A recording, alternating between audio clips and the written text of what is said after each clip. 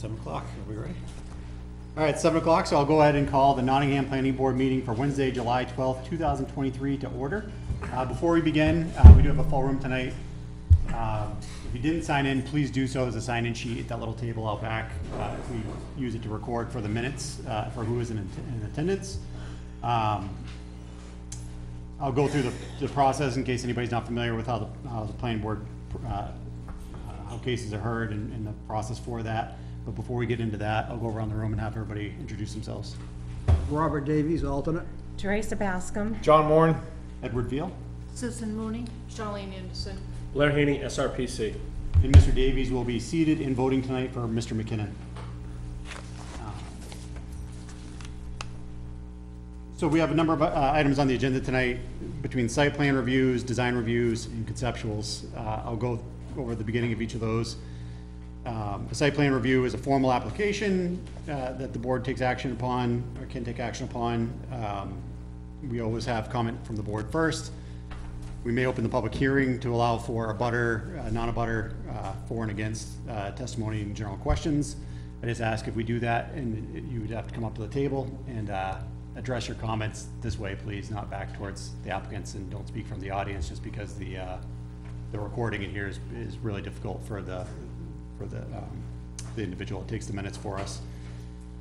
So we'll go through the items in order, the agenda in order, and then if we see a case, I'll explain a little bit more about each one. The first item on the agenda is case number 23-005 SIT Nottingham Business Park, 145 Old Turnpike Road. This case was previously continued, and the applicant had requested, emailed us to request a continuance with a specific date of July 26th. 2023. Is there anybody here from that case for tonight? Any from that applicant? No. So since we do have a continuation request, and that was to allow them to have time to review our third-party engineering firm, their comments, to be able to review those comments and respond to them. This was to allow them extra time for that. Since there's no way for the applicant, we won't be opening the public hearing on that tonight. Since they wouldn't be able to be a part of that. So we have a request to continue to July 26, 2023, I would say at 7 p.m. Would anybody like to discuss that or make a motion? I'll make a motion.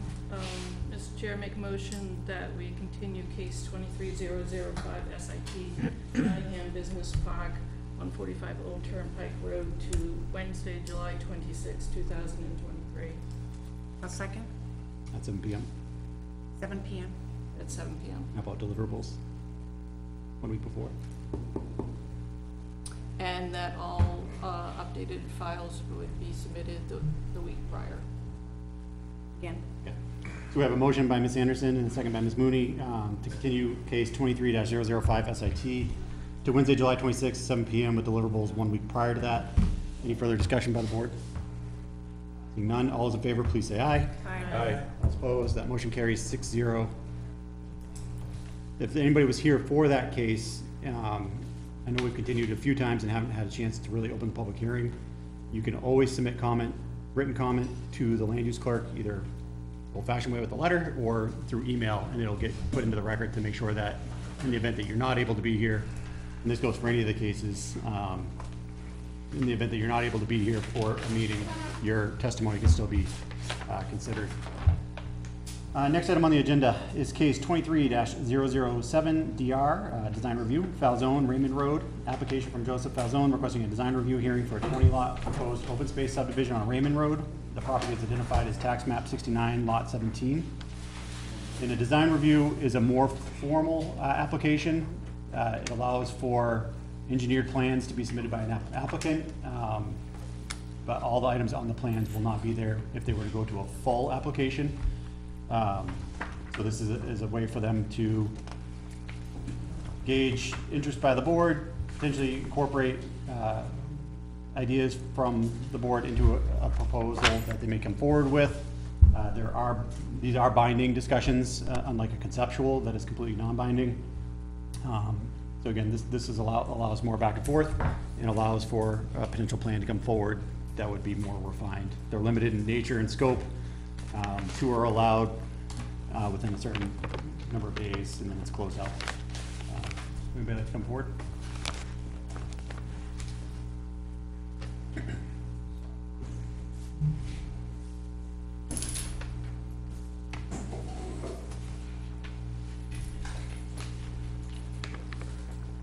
yeah, just when you get a chance, if you can come to the desk and just introduce yourself and, Yep. So good evening, everyone. My name is Scott Pope from Beals Associates. You still want me over there? if you don't mind, the recording's really hard and they do all the minutes from the recording. Again, Scott Cole from Beals Associates, senior project engineer from Beals. I have also with me here this evening is Joseph Falzone. He's the developer. Joe is looking at a parcel of land, as you can see on the map in front of you. As the chairman said, known as Lot 17. This is roughly 93 acres of land. To orient everyone on the map, at the very top, running along the top of the plan is Dolph Dam Road. On the easterly or right side of the plan is Route 156. At the very bottom of the plan, which is actually a little bit further than that, but I just couldn't fit it at that scale, is the actual town line with Raymond. And to the left and northwest, roughly approximately 800 feet, is the actual dam to Pawtuckaway Lake. So that should give everyone an idea of where this parcel actually is. Brief history on this parcel. This was actually approved for an open space subdivision quite some time ago, at which time there was not substantial work completed on the design. And I believe in 2001, the planning board actually revoked the subdivision, killing the project. So we are now in front of the board, looking to do roughly the same, although less density than what was previously proposed. In coloration, the green represents the wooded areas, the olive, kind of brown, represents a wetland complex at the south, and the blue along the top of the plan between Dolph Dam Road is actually Pawtuckaway River, which is fed from the lake and runs left to right. So conventionally, we have conventional plan, which this is. This yields 20 lots. They're all 2 acre plus with 200 feet of frontage. The road length here would be in a loop configuration of 3,800 feet. That is within the regulations, so depending on which way you go during the loop, there is no length greater than 2,000 feet as required in the regulations. And this would be accessed through a 50-foot right-of-way, 50-foot right-of-way that was left in the previous design between the two abutters. So that right-of-way exists onto Route 156. Now, so everybody understands, mostly in the audience, this is called a conventional yield plan. This is required to display and prove out the amount of lots that you can do within any subdivision on regular form, meaning you take the whole pie, you cut it up into as many pieces as you can, and that's your yield. Whether you do a conventional yield or an open space design, which is preferred, you have to do this first. So this plan is actually needed, but however, not what we intend to do if it meets the board's approval. So the next design I'll show you.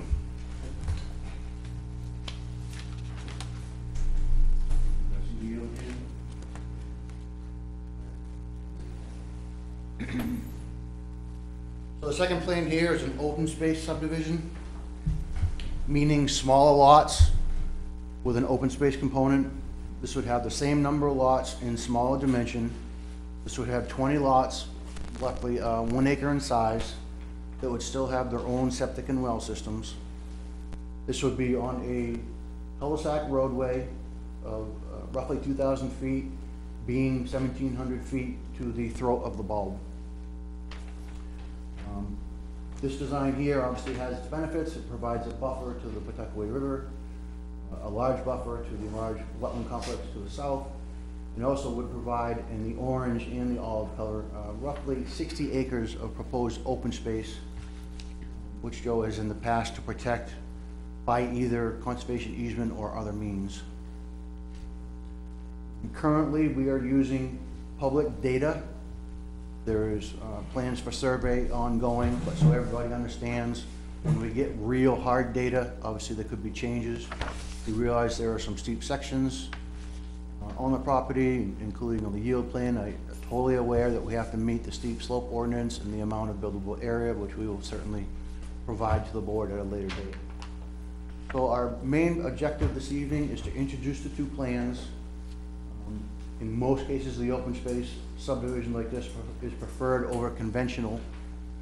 We would like to see how the board feels on that and get any response from the abutters and see if there are any ongoing issues that the town may see with this kind of a design. Other than that, we'll be happy to answer any questions. Thank you very much. So the next part of any new applications, this is the first time we heard this tonight, is that we have to act on the application completeness. Mr. Haney, do you have any comment regarding completeness of the application? No. No. So it looks like we have everything we need for design review to act on the application. If we would like to make a motion on that. Mr. Chair, I move that, case number 23-007DR, be deemed, as complete, accepted for completeness. Motion by Ms. Mooney, is there a second? Second. Second by Ms. Anderson to accept the application as complete. Any further discussion? All those in favor, please say aye. Aye. All those opposed? Any abstentions? Opposed? Okay, so motion carries 5-1-0. All right, so the application has been accepted complete. Now the board can have further discussion with the applicant, allow a public hearing. So is there anything else beyond your initial narrative that you wanted to add? No, sir. So I'll bring it back to the board. Mr. Haney, did you want to have any comment before based on your review, before the board jumps in? I'm Scott, I'm sorry I missed your last name, but I just wanted to point out for the record that, in 2001, what was revoked for a building design was called cluster development. Yep. The open space design was not set in place until maybe a decade later. Okay. So, just misspoken. Also, I just want to point out to you and to the audience, I'm sure you already know this, that the Pawtuckaway River is a state protected river. It's fourth order, and there are setbacks in place at the state level that must be attended to. Yep. That's all I have at the moment, thank you. Yeah, that area appeared, I think it was the whole Shoreline Water Quality Protection Act, was that 250-foot stretch anyway? Yes. That was, cover that part, I had that note, and then the other note I had, obviously we have the, we've added a buffer, vegetative buffer too for first order, second order, fourth order above streams, so that was probably new since the last time you were, before us. Okay. Mr. Haney, did you have any comments you wanted to, bring forward before we get jumping as a board? No, I think it's got to point out, I mean, until we see where the steep slopes are, any on-site wetlands, being able to analyze whether or not they're being able to get what they need to get for the yield plan is going to determine what they can get for the conservation subdivision. I think at this point, I think it's good to hear what the audience has to say and what the board has to say. But my technical review really can't take place until technical documents get before us. I mean, as it looks, yeah, it's pretty simple. It looks simple, right? So there isn't much to offer at this point. I'd be remiss to do so. Is there any other comment from the board? And I have a question. It looked on the yield plan, there are according to our regulation, all new lots shall be rectangular in shape, and yet he has triangles and reverse triangles and some that look like they could actually be bifurcated because they just go in and then swerve off. So I don't see how we can accept that as an adequate yield plan when the lots are not properly shaped. Now here's a question for you, because isn't there, a rectangle has to have 4 sides? Two sides are the same and two sides, the opposite sides, are shorter. A triangle does not give you that, does it? Trying to It's get you 3 3. points. Correct, not 4, But- not 4 right angles. So this is a good point, so, again, a design review is there for us to be able Yes, to you are. provide, is for us to be able to provide comment and insight in things that the board may be noticing, and again, this is a higher level, it's not fully engineered yet. You know, so that's a comment that the applicant could take back is, you know, lot shape, and things like that would be something that the board would probably be looking at, so, again, this is just an early phase to show, you know, one potential layout. So I guess be mindful of that in any final plan as much as possible. The, one question I had, and gonna look at the maps, is whether or not this is in, aquifer protection area. Cause I know there's, Yeah. it's close to it, but I don't know if. I had that as well. So if, the comment was, it's possible part of the lot, where I saw it would have been the front of the lot, potentially could be in the aquifer protection district, which would, any proposal in that area would have a higher, would have, you know, additional requirements than 3 acre minimums, 2 acre minimums. So we'd want to kind of try to identify where that is in relation to your lot. It may be just at the front, it may not even be on your lot at all, on this lot at all. Yeah, we'll check that. I believe they're on the side of it, but we'll double check it. And doesn't it look like from the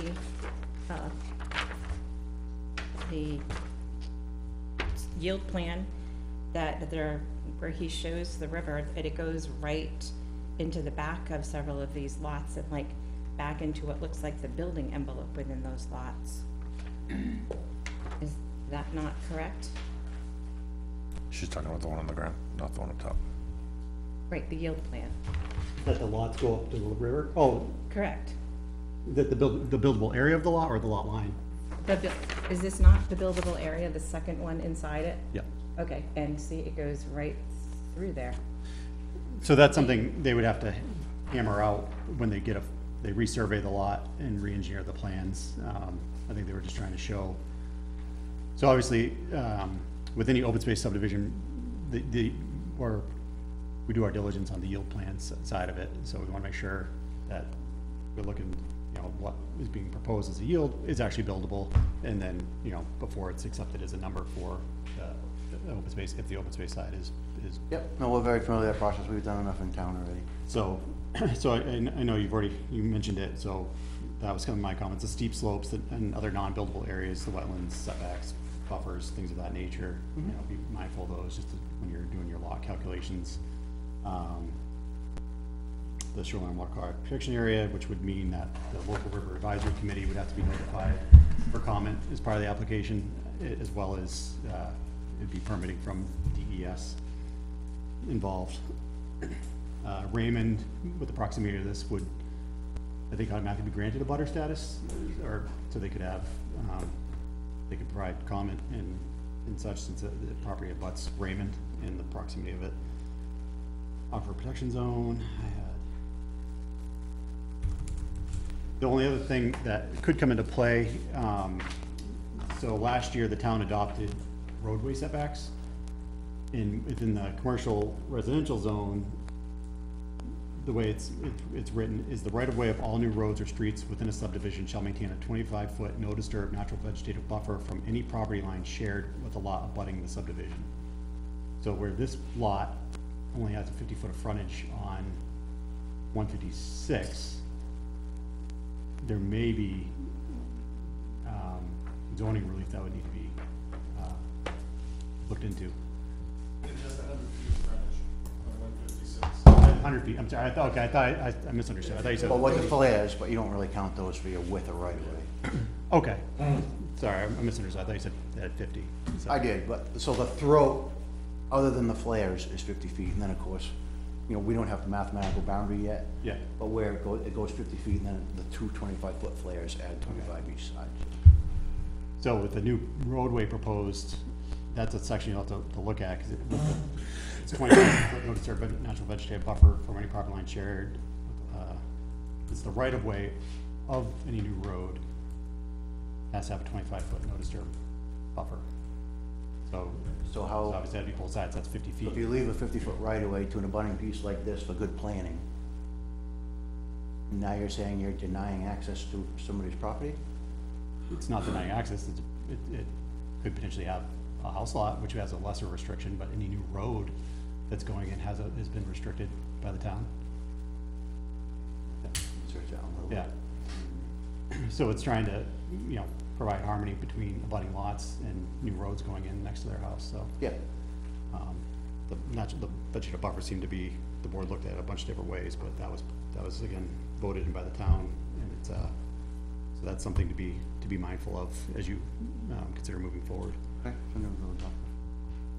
And then, yeah, I know you'll have the open space, Scott, if you do go forward, open space as a proposal, you know, we have all the requirements in that section about minimum widths and minimum percentages and all those. So that was my initial notes. Did anybody else from the board have anything? If not, I'll open the public hearing. I'd like to comment about steep slopes, and backing up what you said, on the yield plan, lot 19 appears to be at least 50% steep slopes. And then on the, open space plan, I was looking at that, what seems to be the summit of a hill in lot 12. So I'm anxious to go out and have boots on the ground and take a look at the property. Yep. You know, before there's a final plan in place for us to comment on, Oh, yeah, and again, make recommendations. this is currently derived from, you know, public topo data, it's not survey data. So it's kind of a generalized terrain right now. So certainly some of the peaks and valleys may be skewed or off. We'll certainly, when we get an idea what direction we're going in, you know, the survey will happen. And like I said, the smaller wetland pockets, if any, will be picked up and all that. Very good. Yep, then we can set up a sidewalk. And obviously, I know you're probably aware of this, but people here may not be, there'd be other permits involved from this, you know, the state for the subdivision. DOT permit for the roadway, all those things as well, so, I think the cistern too, would have to identify where the closest cistern If- is. fire protection, so there would be comment from the fire department, potentially the police department, town road agent, or all areas we asked for comment. I think we asked for on this, but I don't think we had any, because it was a design review, so we didn't get any tonight for, from those departments. But on a full application, we would expect more input from them. Yep. All right, so I'll go ahead and open the public hearing. If anybody would like to speak towards the application, meaning for it, please come up first. Otherwise, against, or just general questions, please come on up. I just ask that you come up to the table, identify yourself, and again, just address your comments towards the board, please. And this is formal, but informal, you know, just, if it's a new process to anybody, it's fine to come on up and ask questions, and, we do this every 2 weeks, but not everybody's familiar with that. Good evening. Evening. My name is Donna Bebo. I live at 209 Raymond Road, and the development would be right behind my land. I don't have a problem with it. It's been, they have been out there surveying.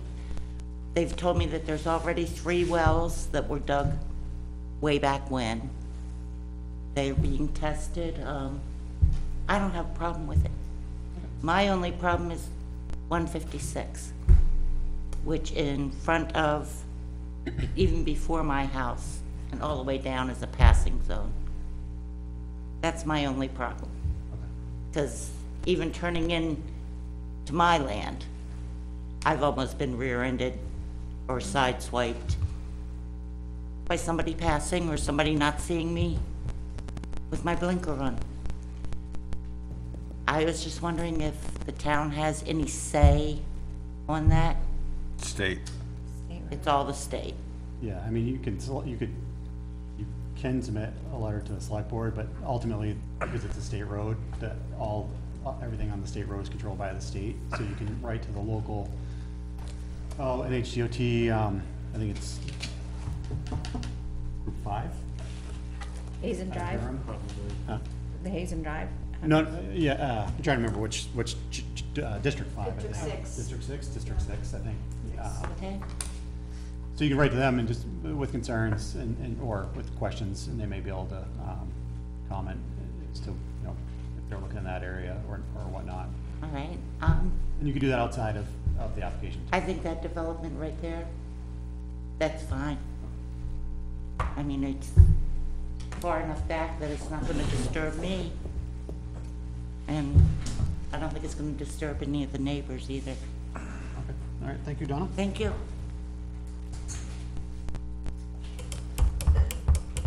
Anybody else that would like to speak for or against or has general questions? Come on.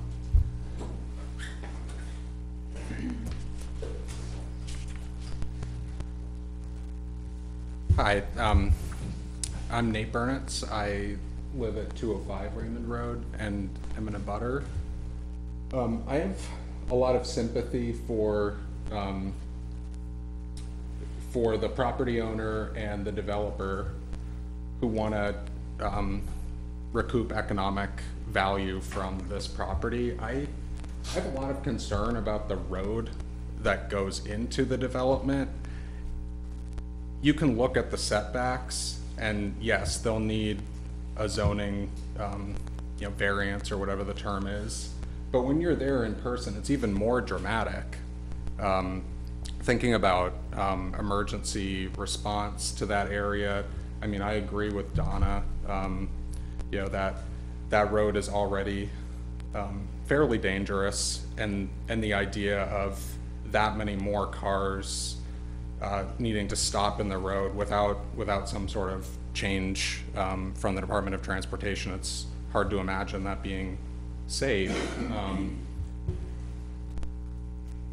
I also agree with the comment that probably at least a couple of these lots probably can't get built as currently constituted because of the slope, but as someone that spends a lot of time in those woods, and I know the board and hasn't walked there yet, not only is it incredibly beautiful, but it is fairly treacherous terrain in there, in some of these areas.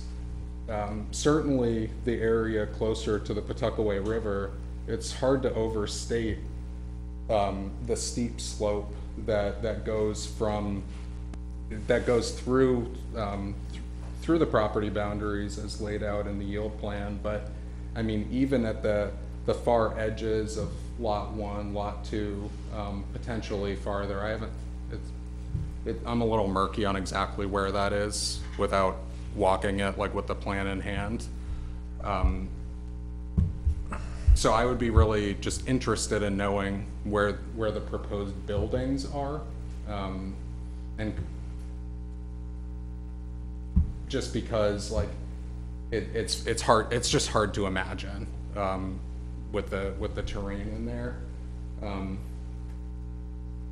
But really, I think that you should go look at that entrance and try and imagine a road that emergency vehicles can make it down, actually existing there, because I cannot. Thank you. Thank you.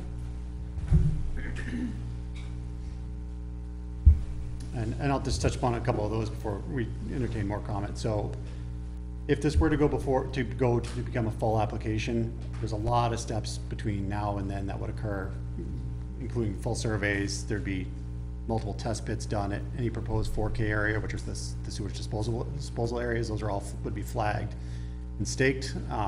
Usually they stake out a center line of a road and propose curb cuts, and then oftentimes the board would request a site walk, meaning that's a public meeting where the members get a chance to go, as well as the public, and walk the site with the applicant to get a better feel of it and understanding of what's being proposed. So there's a lot of engineering between a design review and a full application, which, including drainage analysis or drainage, things like that, other structures that might be necessitated by a new road too. So, and then the state is the one that controls access. So any new driveway permits coming off of a state road is controlled by the state. The town does not control that. We can provide comment, but ultimately it's the state that has final purview and say over that. there anybody else from the public that has questions or, yeah, come on up, sir.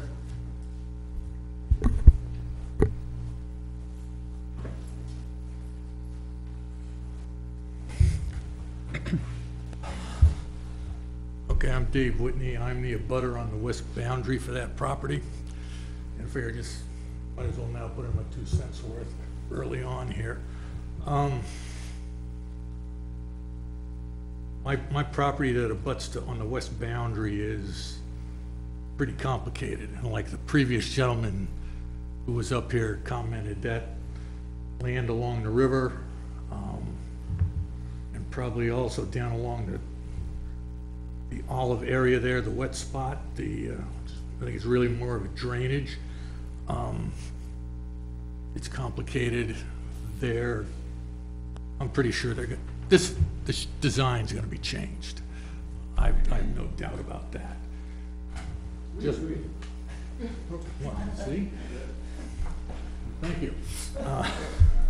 But, of the plans, in all honesty, I would not like to see the property developed at all, but these gentlemen have a job to do, and the owner owns the land, and he can do with it what he wants. Of the 2 options here, the top one is certainly the one that I would prefer. That's all I gotta say at this time. Thank you. And Alana, we did have the email. Was that the same individual? What's that? That we had an email from an abutter too, that just, I think their only concern was, and I'm sorry, I'm just, for the public comment section, we did have one email from an abutter.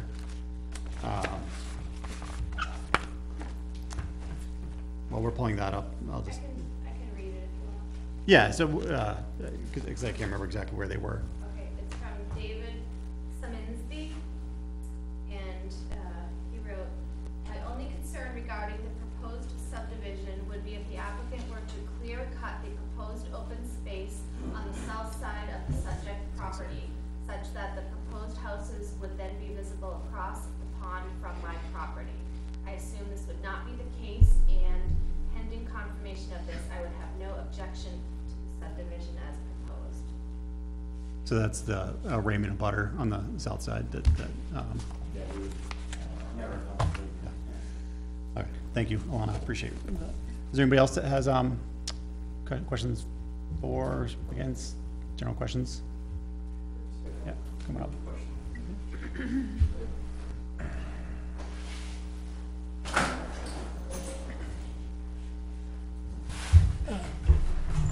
Yes, it's Donald Sprague. I live on 9 Doloff Dam Road.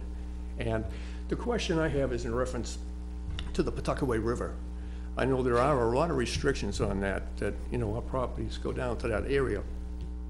But we're restricted from doing anything with the land for so many feet. I'd heard 400 when I first moved in. I don't know what the exact figure is, but that you can't be cutting anything down, you can't be putting up any permanent structures or anything like that.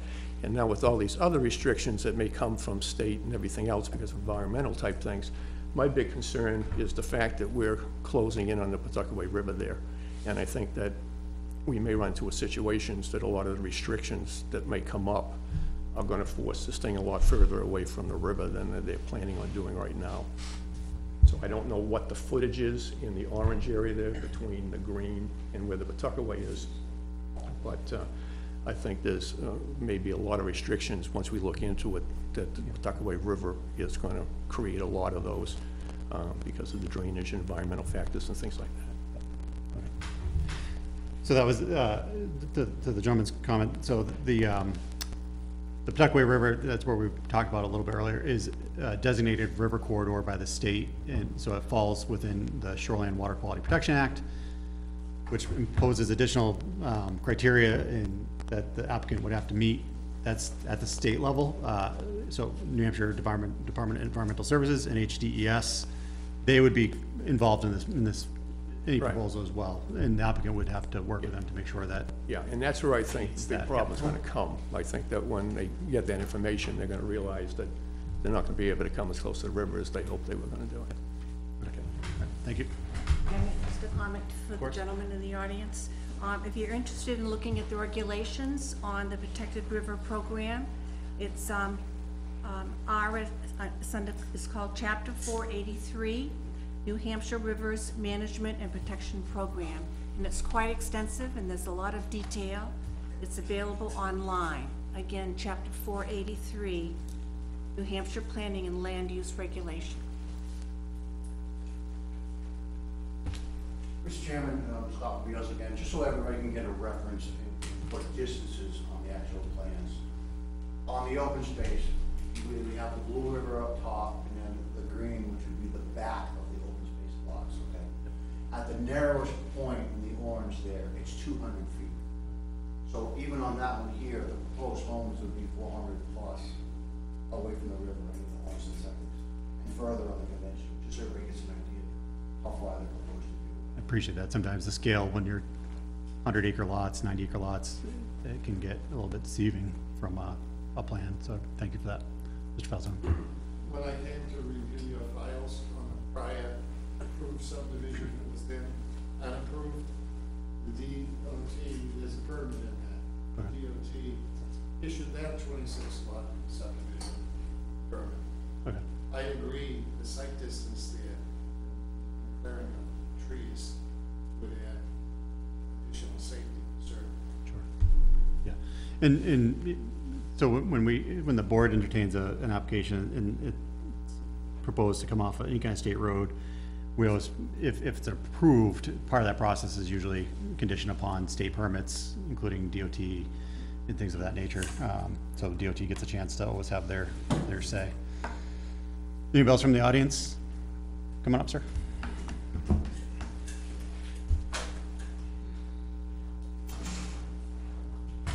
Hi, Jim Stevens, 13 Dolph Dam Road, so across the river there. My concerns are in the topography of the property and the extent of earthwork that would be necessary. It appears about lots 1 through 9 or 1 through 10 are on the steep slope or nearly steep slope, you know, the 15 to 25% mark in the maps provided in the, or referenced by the planning board. So I'd be concerned with the amount of earthwork that would have to happen and how that would affect, you know, the land in general. And if any blasting is necessary, if that would have any disruption to, you know, my property, my neighbor's property, or even the dam. So those are my major concerns with the site, knowing that, you know, this is the first blush at it, but those slopes are pretty severe. And also, it was noted earlier by the board, but the aquifer protection zone, that looks like it's very close to lots 1 and 2 of the proposed plan. So, you know, I'm interested to see more what's to come of it, so, thank you. Thank you.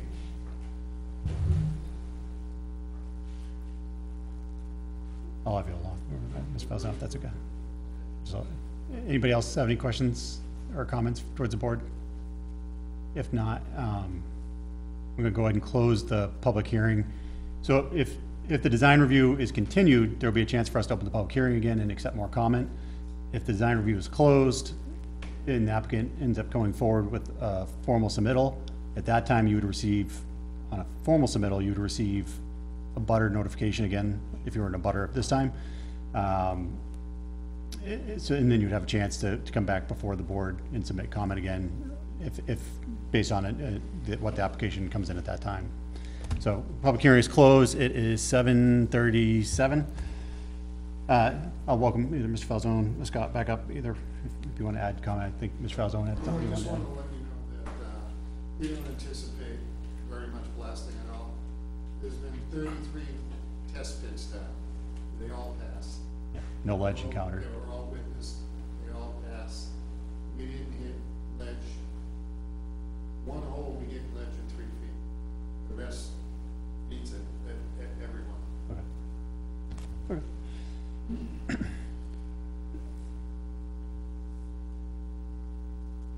All right. Is there any other comment from the board? Can we just get feedback? Does it would prefer one over the other? I'll let everybody go around as to, I know you have to ask a question. you mean conventional versus open space? Yeah, you advocate in your zoning. Yep. Yeah, I'll let the members go around if they feel so inclined to say which they prefer, if these were two plans before us. It's non-binding, so it's, just again, give the applicant direction. I'll say if you have to choose, I'm gonna go with the open space, if it was a choice of the two. Do you wanna go around and poll us? Sure, sure. Ms. Anderson, do you have a comment? Well, open space subdivision, I think that we know we're gonna hear from probably the police and the fire department as far as that there's only one egress and ingress, but that's the case on both plans, and that's the way that this property is, so just, something to consider. I know there's not much you can do about it. Ms. Moody? I also prefer the open space design to the conventional. I think it protects the natural features of the property and the aquifer and wildlife, and allows people to be more conscientious in this development to be that these are important. Mr. Moore, did you have anything you wanted to add separate? Kind of reminds me of Rocky Hill off Ledge Farm Road. Just to throw it out there, it's a subdivision that's, Mr. Falzone's already done for the town. I'd say the major difference on this from I'm just Rocky saying, Hill. similar, is, distance-wise, cul-de-sac on the It ends. appears there's a better buffer being proposed. Sure. Whereas Rocky Hill Yep. does not have that Yep. buffer. Mrs. Bascom?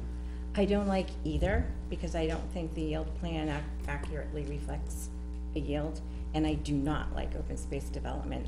I think cluster homes does not reflect the rural character of the town, and I hear from a lot of people who don't want to see that house from my yard. Well, if you put 20 of them within a quarter of acre lots each, all you've got is a neighbor that you can knock on their window and ask for sugar.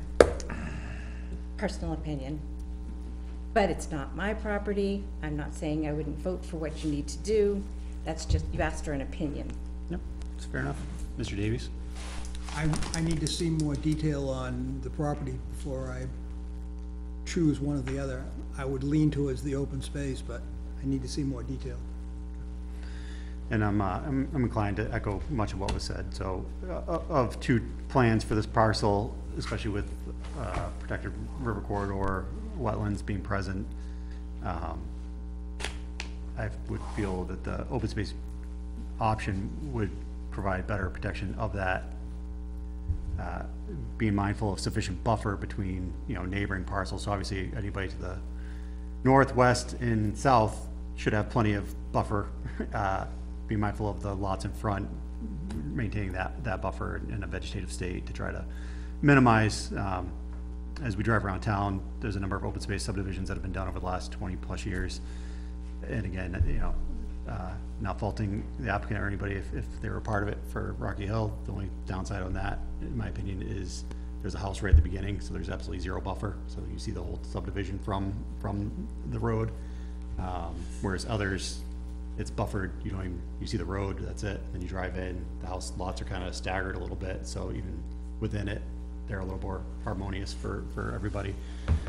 So trying to incorporate that kind of aesthetic as much as possible, staggering house placements and things of that nature. If the open space option were to go, or the conventional were to go, just staggering things so that they go, and then being mindful, again, once it's engineered out, of actual yield and what's really buildable, to get that yield versus, and then to come up with your open space plan. I apologize, everybody, the AC shuts off automatically in here.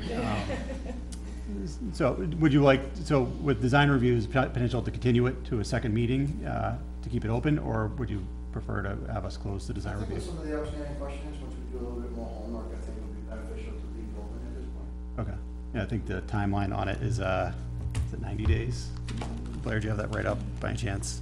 I do not. I think it allows for 2 within 90 days. It's limited in nature. And then on my subdivision regs. That's why I usually bring my laptop, but I don't like having it in front of me for the audience.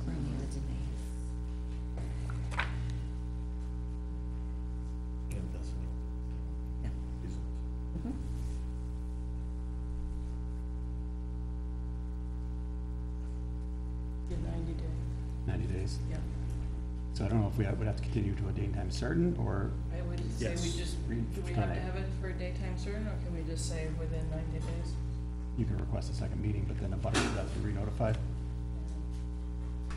I think to continue any item, you have to Have to select a time. date and time Yeah. when it's gonna be on the It can always agenda. be continued if not ready. Yeah. Yeah, so what we could do, since it's a limited nature, but there's no additional butter notification go out, what we're trying to hash out is, you can have 2 within 90 days.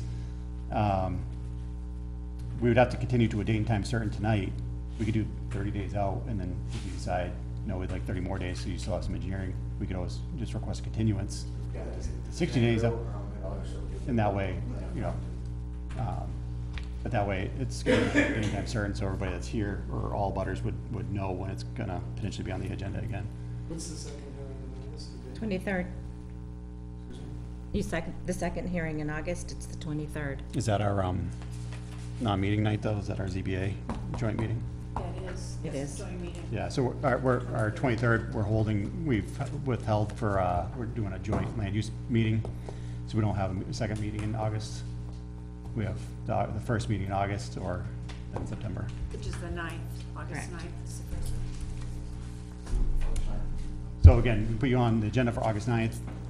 If you choose, you either don't want it and you're fine with us closing it, just email that in. If you'd like to be continued to September, just let us know, we can do that too. So would anybody like to make a motion? Continue to August 9th?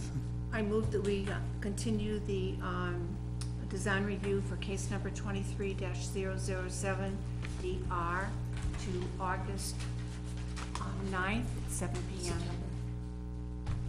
Wasn't it? No, you said Oh, August 9th, okay. August 9th, correct? August 9th. Second. So that's a motion by Ms. Mooney, a second by Mr. Davies to continue the design review for case 23-007 DR to August 9th at 7 PM. Any other discussion? All's in favor, please say aye. All's opposed, that motion carries 6-0. So everybody that was here tonight, again, there's no more formal letter that you'll get for this particular case, for the design review portion of it.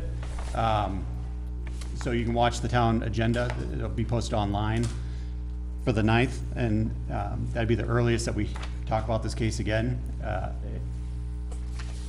And then if after that, if the applicant requests it to be closed or continue to a different date, we would talk about that at that meeting on August 9th. All right, I think you, oh, sorry, go ahead, sir.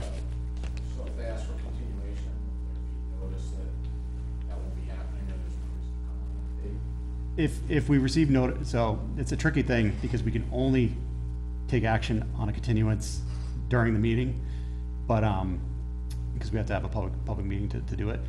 But what we've done as a board is if we get a request in writing from an applicant that's saying that they would like, they don't plan on being there that night and they plan on continuing like we did on tonight's agenda, we kind of typed it underneath that the applicant has requested a continuance to another date, to try to alert abutters and people who are interested in the case, because I understand it's a lot to come down here for everyone, so try to watch for that. So go to the Nottingham homepage and look under planning board and you'll see the agenda for the upcoming meetings. Correct. We'll update the agenda as necessary on to whether the meeting will be held, or that case will be held. All right. All right, thank you, everybody. I appreciate everybody. Thank you. I'll let, in case everybody's leaving, I'll just wait till, the room clears out before calling the next case. Ed, do you want this? Tell you to open the door, but I'm sure it's just Worse out there. I opened it to check because the door wasn't locked. Yeah. And it's, It's awful outside. Hey, but you know what? The town's saving money by shutting off the AC at 7, so think about it that way. Your tax dollars. I thought the solar was supposed to take care of all, for electricity. Hey, I didn't put it. if you can, everybody, if you can just continue the conversation outside the room. We do have 2 other cases tonight. I appreciate it. Thank you, everyone.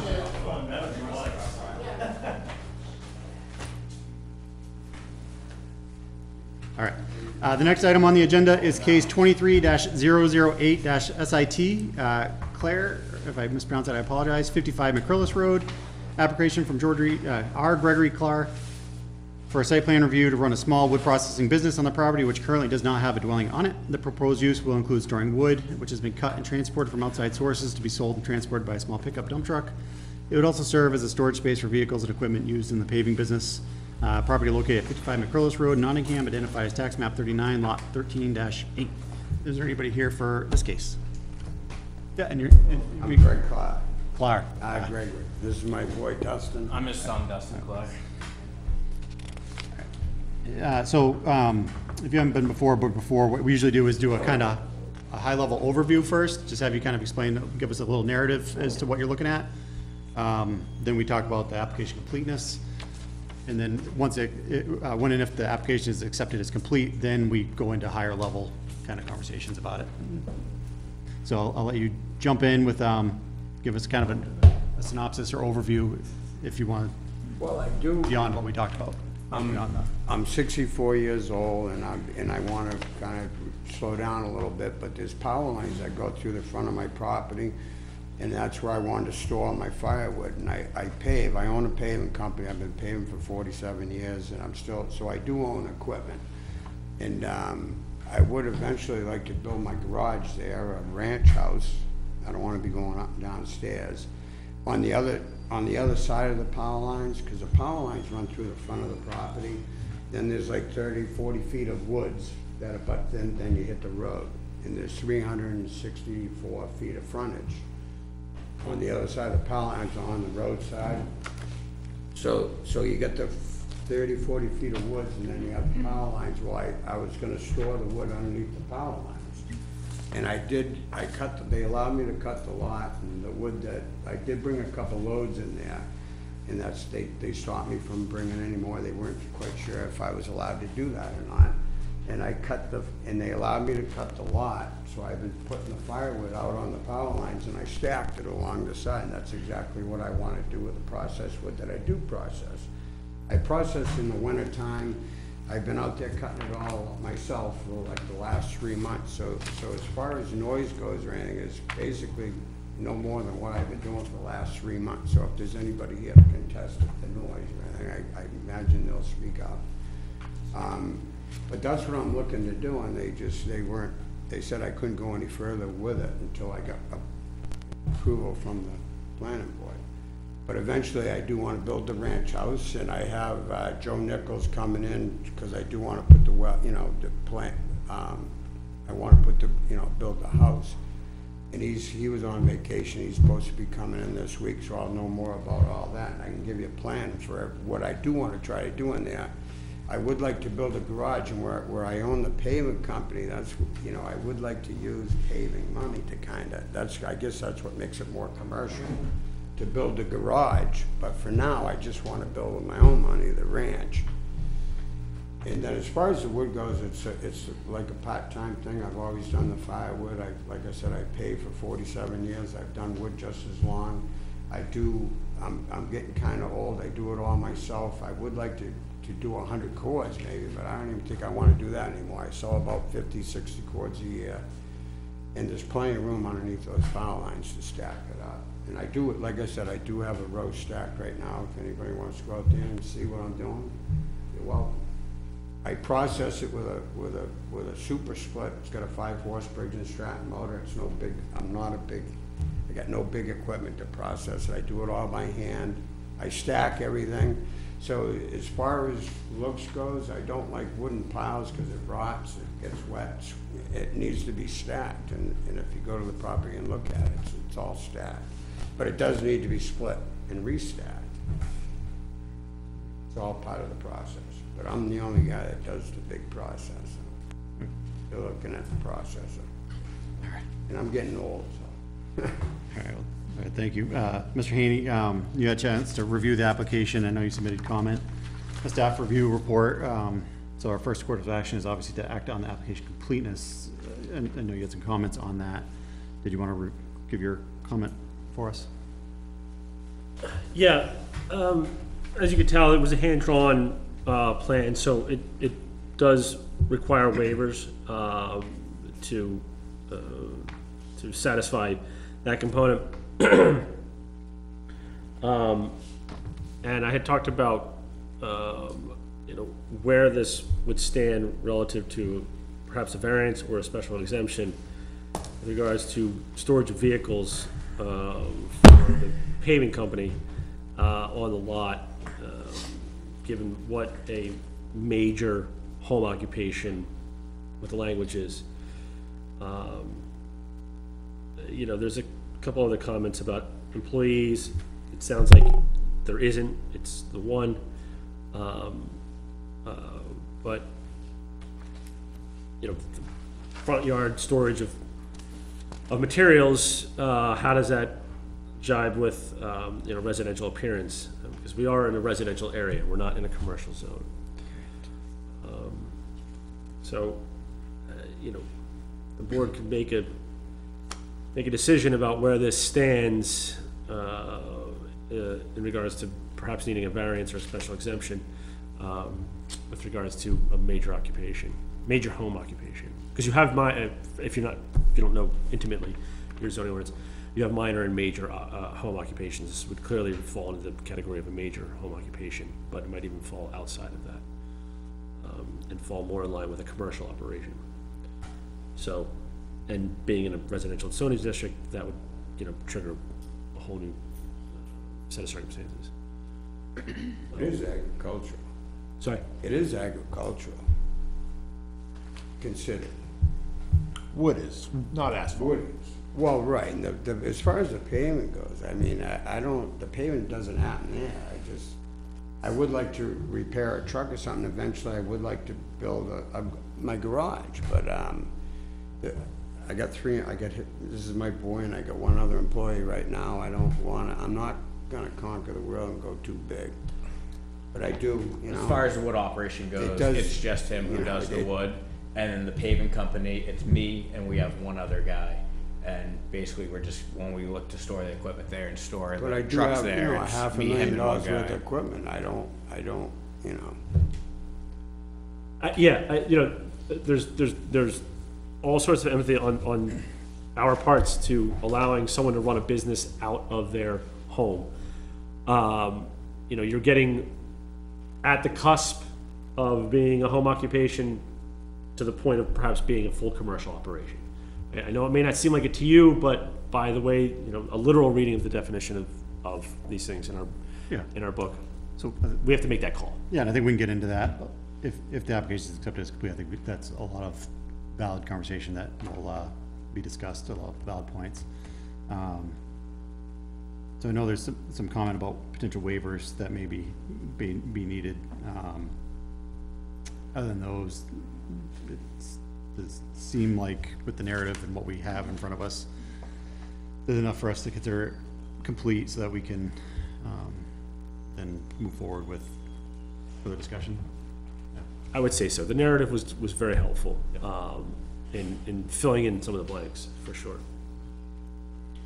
Any further discussion from the board regarding the application completeness?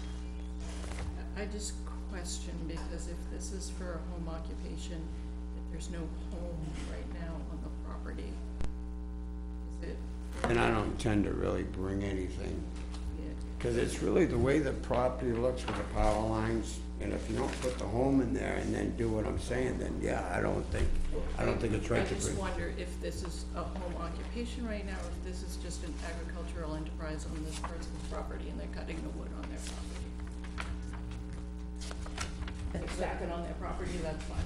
Right, that's what it is right now. That's what it is right now. It's not really a home occupation. Correct.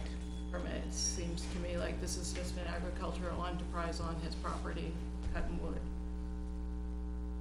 That's not what the application is for, though.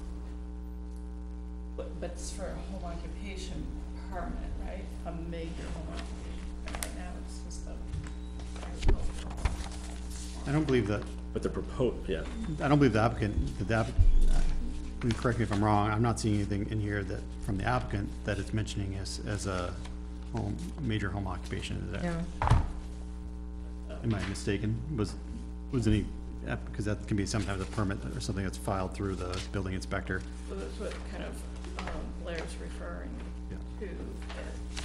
to. Otherwise, then it would be classified as, would it be classified as a commercial?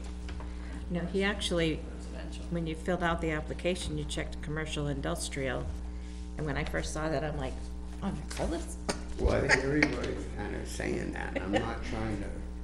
But if you're, I don't, to me, the cutting of the wood is agricultural, the storing of your vehicles for the winter is just storing your vehicles. It's no different than somebody bringing home their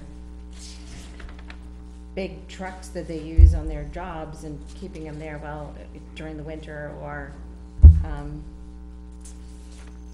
at the end of the day, in your garage. It's not like I don't know.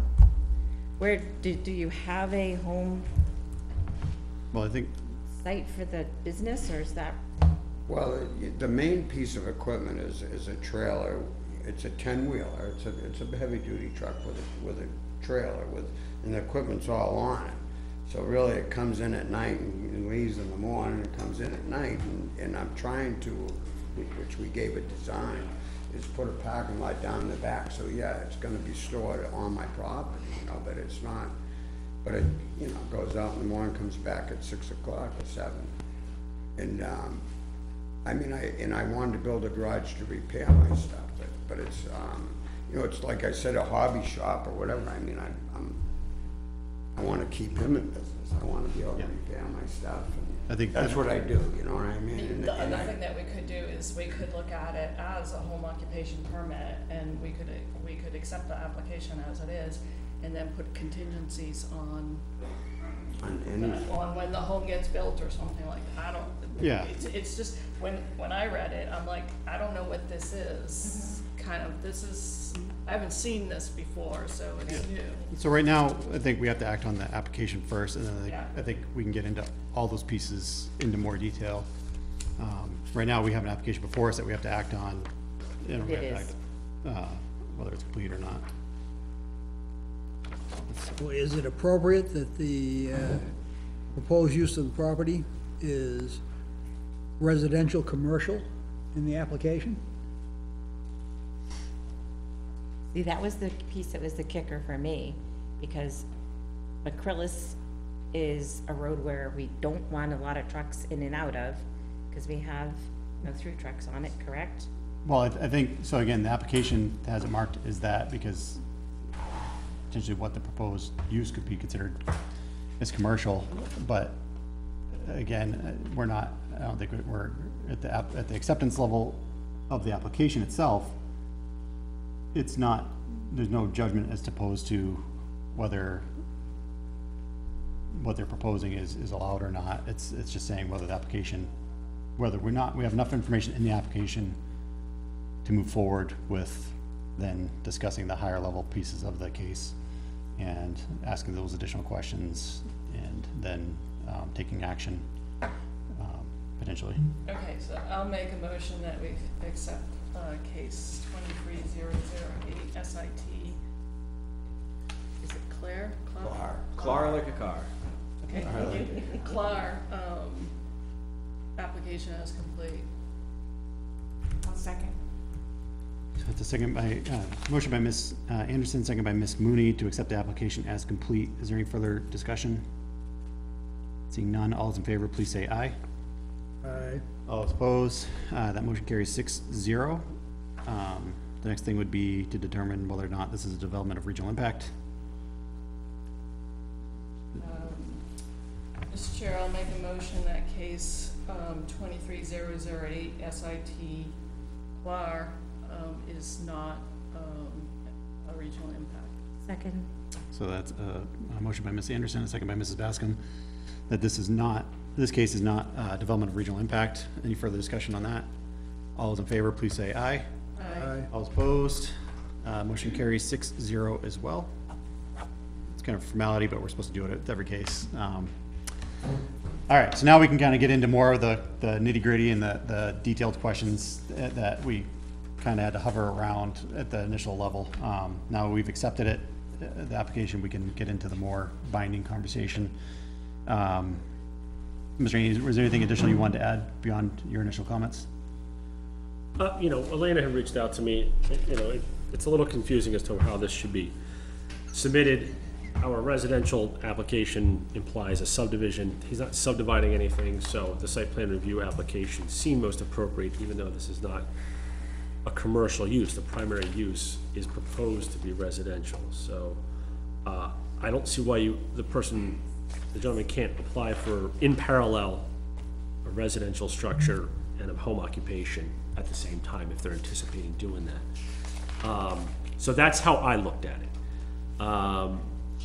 Agriculture, is certainly something that's in the mix, but the application does mention a home, so I would just, caution the board to be considerate of what the home occupation description looks like, because, again, we always think about the next one, right? I want to support that agricultural component as much as anything, but it's the other pieces that are, more of a consideration. So beyond that, I think we have what is there. I brought up a few things in terms of like,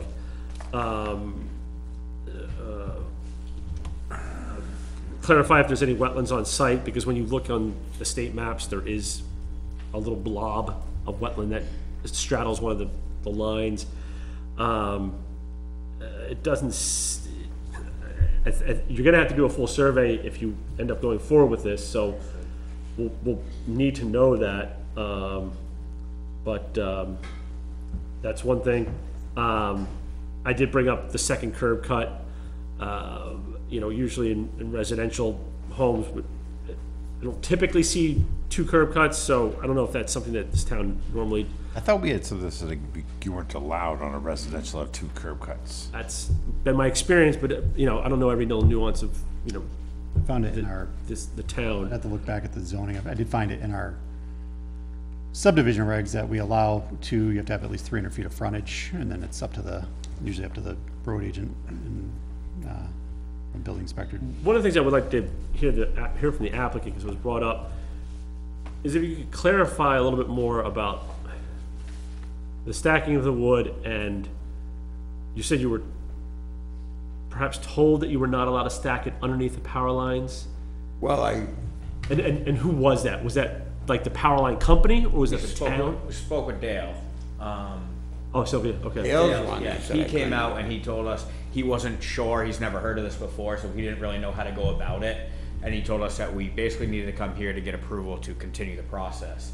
And it's not underneath the power line, it's on the other side of the power line, so it's still on our property, but it's not, because we need to leave a right of way for the You gotta have a right. power line company to be able to get up and down. Yeah. So it's more on either side of it, and basically what happens is he brings in trees, he cuts it, and it all just gets stacked in rows along it. Essentially, it looks like a wooden So it fence. is neat. I know I keep it all neat. I don't. And he does it all with just Override. basically a chainsaw and your average home wood splitter. No big equipment, no huge firewood processor or anything, so. Yep.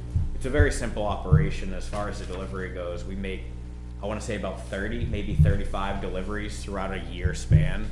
So it's not like there's a truck, 3, 4 deliveries every single day. It's maybe 40 at the very high end of it, and that's in a year period. Most of it gets done in the winter time, so. And so it's all deliveries, it's not customers coming on site. I'm hoping it sells. Yeah, no, it's just, it would be us, he cuts it, splits it, and then we hand throw it on the truck and then send it off. So, yeah, beyond those things, again, I think that there's enough there for the board to look at it, and I just wanted to clarify how I looked at the application, because it is, it's in a funny little gray zone between commercial and residential.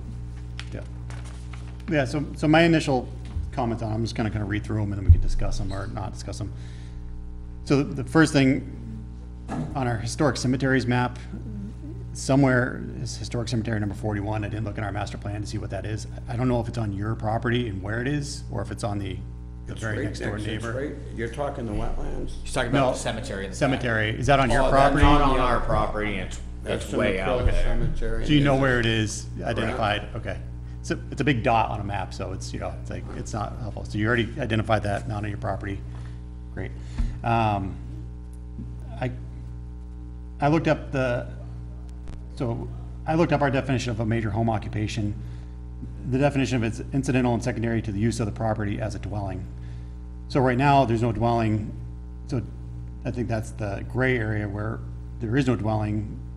So it's really a commercial use of a residential lot that's being proposed until a dwelling potentially gets placed on it. That whole section kind of read, also limited the number of commercial vehicles to one. So if we look at it as a major home occupation, there's potential zoning relief that may be necessary. We'd have to read through that section and kind of go through it line by line. The other potential variance is just from Article 2C, the actual definition of the residential agricultural zone. So what's permitted in that zone are single-family residences, a number of other things. Let me just read it so that I'm not. And this is just for discussion. It's not necessarily that it's right or wrong. It's just I want the board to think about it. Permitted uses, single-family residences and associated accessory dwelling units, duplex, two-family residences, multifamily, seasonal dwellings, accessory use outbuildings, farming and related agricultural uses, home occupations, and manufactured homes.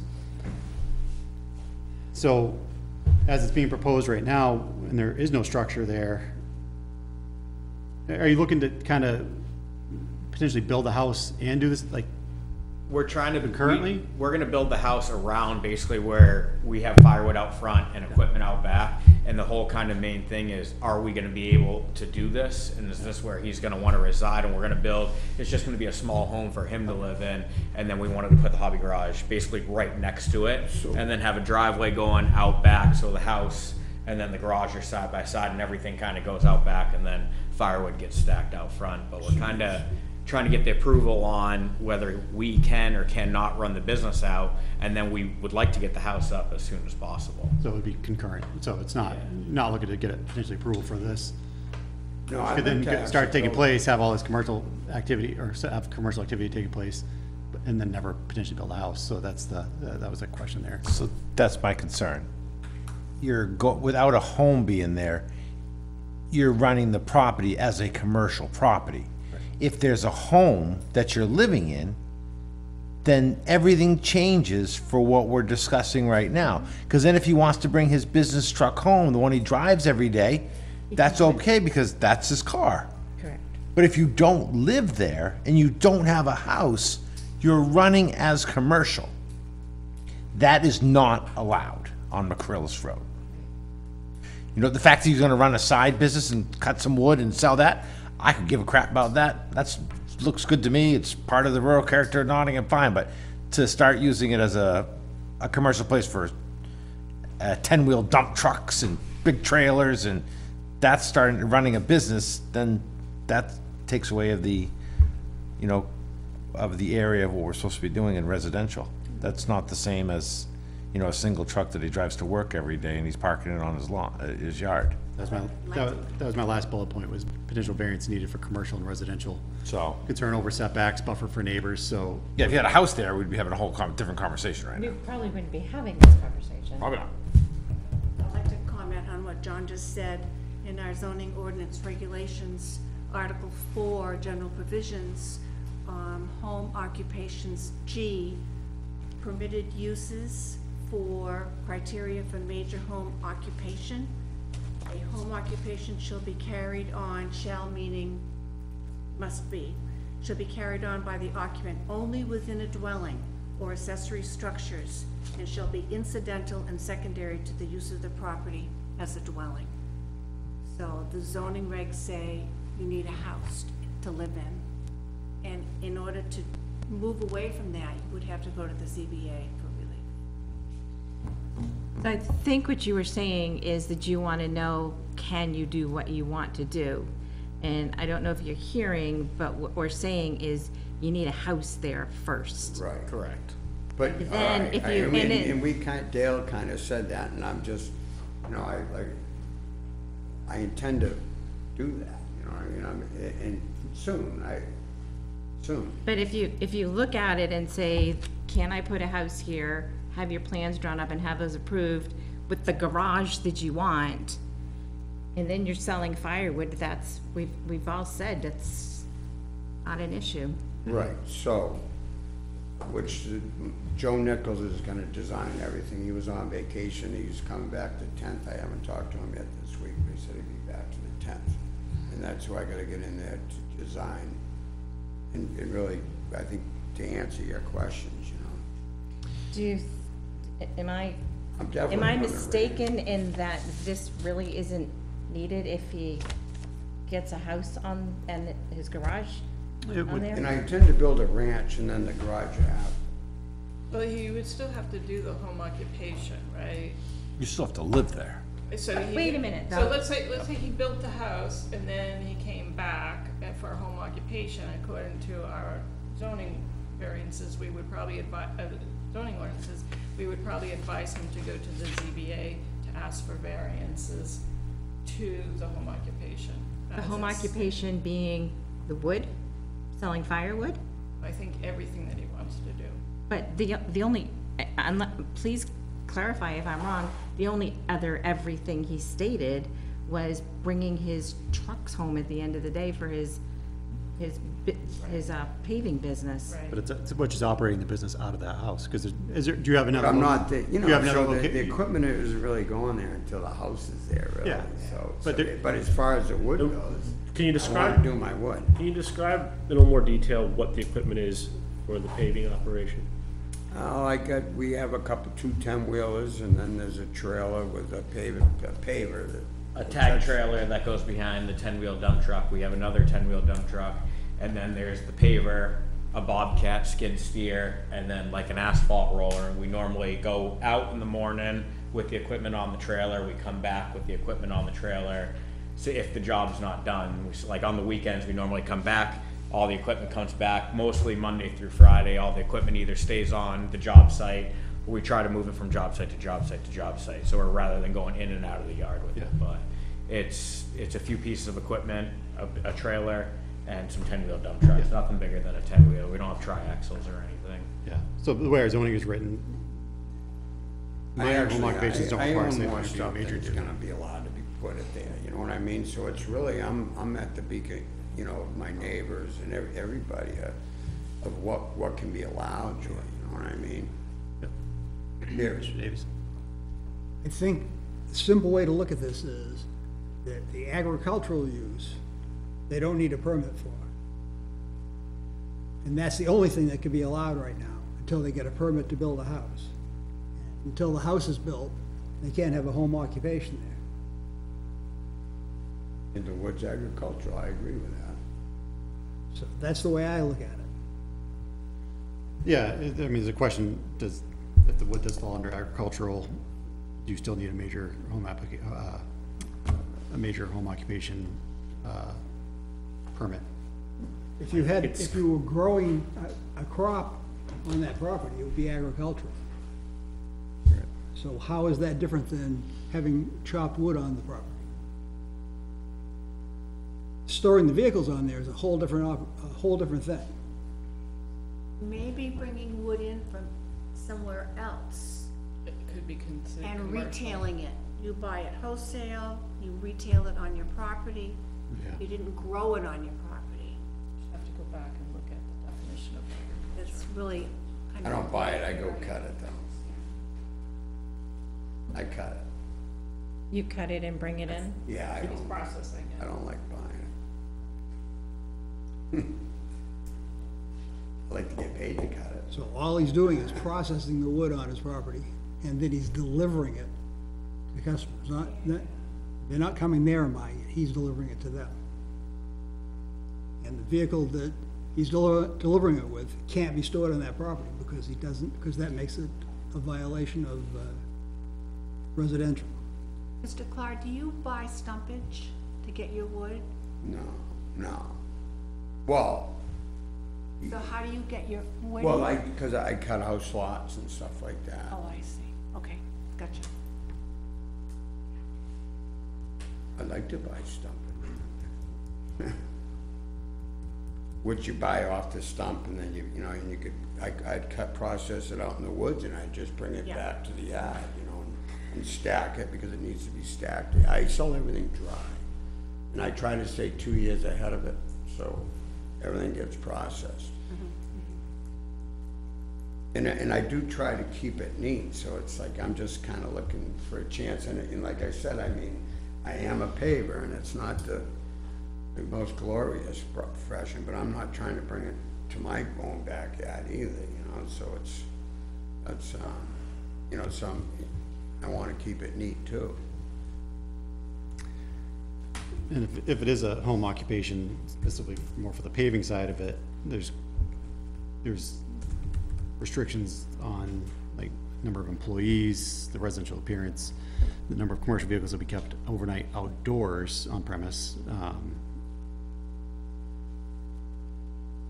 So I think we kind of have a lot of potential questions that we need to think about as a board. I guess while we're thinking a little bit more, I do want to open up the public hearing. So I'm going to open the public hearing. It is 8:20, or 8:19. Anybody that would like to speak for, against, has general questions regarding this application, please come up. You guys have to Have you go. guys step back for a minute if you don't mind.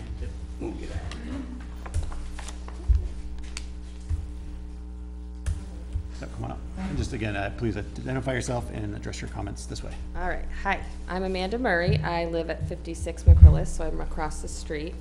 So I have a few concerns, even prior to this meeting, and I have small children and a dog, and we're kind of on the corner, and already cars fly down McCrillis.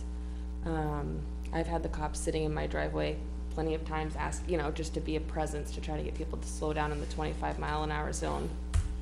And like you guys mentioned, it's a no-through truck zone. So I am very concerned about the increased traffic, even though it sounds like it might not be too many because he doesn't have that many employees, but the increased traffic of the paving equipment, but also the equipment, he has got to get the trees in there somewhere, and that involves a large vehicle to bring the wood in that he's bringing in, whether he buys it or not, and then getting it out. So that's dump trucks in and out. I know Mr. Clark mentioned the noise. The noise is noticeable, but cutting down trees is part of living in the country as well. But it is, when working Monday through Friday on the weekends, when you want to try to be outside with your kids and all you hear is a chainsaw and stuff, is a little frustrating. Another concern I have, and I don't know if this applies around here, but I don't know if there's restrictions on bringing in wood from other areas, like if there's diseases in the trees and bugs and whatever, like when you go up north and go camping and they don't want you to bring firewood from elsewhere. So I just wanted to make note of that concern. And then like John kind of said, and other folks were saying, is there's mention of building a residential structure, but it doesn't sound very convincing that there's any real set plans on doing that. It more seems like the wood and the storing the equipment and then the garage for the commercial vehicles. And so, I'm just concerned with it being a small road in a small town in a residential area with having these commercial things and vehicles there. Thank you. Thank you very much. Is there anybody else that would like to speak for or against? General questions, general comments?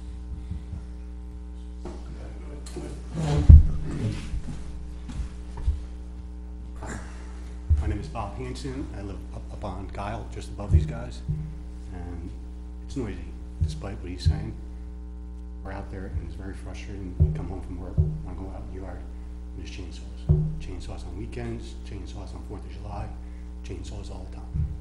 There's also an excavator back there that right now you really can't see because the leaves on trees. As soon as the leaves disappear, he's gonna be right there. And that's where he wants to park these commercial vehicles. To me, it's a residential area, and no matter what you call it, he's bringing in firewood, he's cutting firewood, and he's selling. Whether people come to the site or he delivers it, he's still operating the commercial business in a residential area. It's noisy. That's the bottom line. And it's supposed to be no trucks going through, which they are all the time anyway. But he's gonna bring trucks every night, which will be backup bills in the morning And that night, you'll hear backup bells, and it's quiet. So, to me, it's just ruining the tranquility of the area. That's why I live here, for that. Okay, thank you. I think so. Thank you. Bells, come on up, sir. Matt Sherlin, live at 58 McCrillis Road, the old McCrillis House, Nottingham Orchard. I just want to start out by saying that Greg and Dustin have been nothing but very professional through this whole ordeal. As things have started, they had a issue with their property at the beginning of the year. That was unfortunate for them. I will say that when they leave the property, like a few times, you know, Dustin's had a truck, he goes to leave the property, they are very good to get out, shovel the roadway clear. They're better than pretty much anybody else around.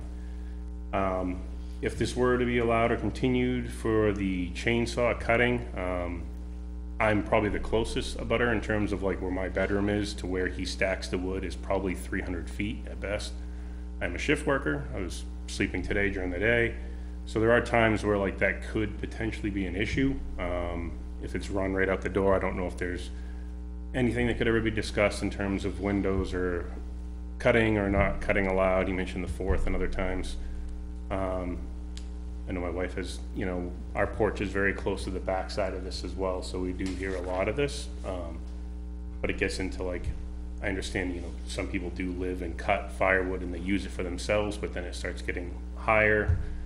But it has just been like a chainsaw, not like a large machine. You know, just again, to thank Greg, I mean, our horses busted loose one time and he was very quick to come over and tell us, I think your 2 horses just took off down McCrillis, so we went on a little horse chase. So they've been very cordial and, you know, very easy to work with. I think that anything can be made to discuss any options that need to be having, you know, any changes or any like accommodations. I think they'd be open to it. And then I don't know about the 2 driveways. The current one that's there basically comes right into my driveway, like they're right across from each other. So if they're using, there was talk about if they were going to loop through or if that was just going to be a secondary access, if they were going to be allowed to have, you know, they were out there looking at putting, I think he wants the other one closer to Guile to be more of his permanent address. I don't know if this was ever to be paved or if this was to just, that's the current access to the lot, or if this is just to me like remain a loop and just, or is that where the trucks are gonna come out or anything like that? So there's a couple of questions we had, I mean. Pretty much all I got. Thank you. Thank you.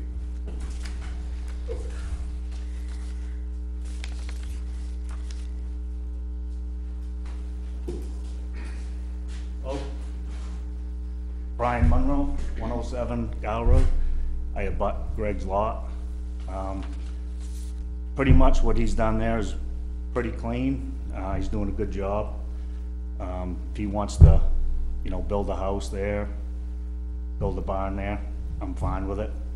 And I guess, you know, with the paving business, that's pretty much up to, you know, you guys, the permitting and, you know, variances or whatever, you know, you need to do through the town. But from what he's done, from what I see, you know, living where I live, you know, I think he's done a good job. Thank you. Thank you. Thank you.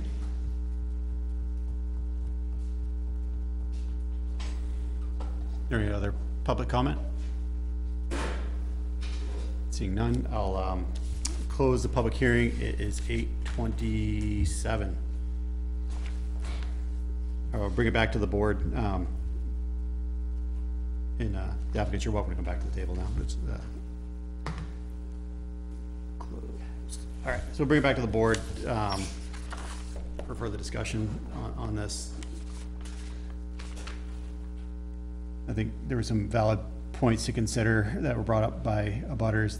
You know, one being this road is posted by the town as no through trucking. So if it's not technically through trucking, if it's a lot that's on the property, I mean, that's on, if it's a, you know, if it's a lot that's on the road that it's going back and forth to. But I think we'd want some clarification as to, you know, how many truck trips there are per day that would be occurring with this proposal. It sounds like anywhere from 30 to 40 deliveries. So that's potentially two trucks, you know, 2 trips, so it'd be 60 to 80 trips a year.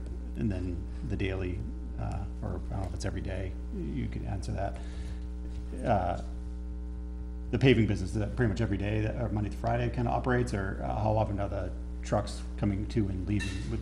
As far as the paving business goes, it's your average Monday through Friday. Truck would be leaving in the morning, and a truck would be coming back at night. We normally don't get started until about 8 a.m.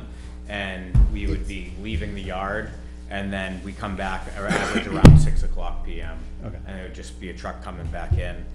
Occasionally, some days there might be a 3rd trip mixed in the bunch if, say, I need to go back to the house for some odd reason, I happen to be in the truck, but average 10 trips, I'd say 10 trips a week.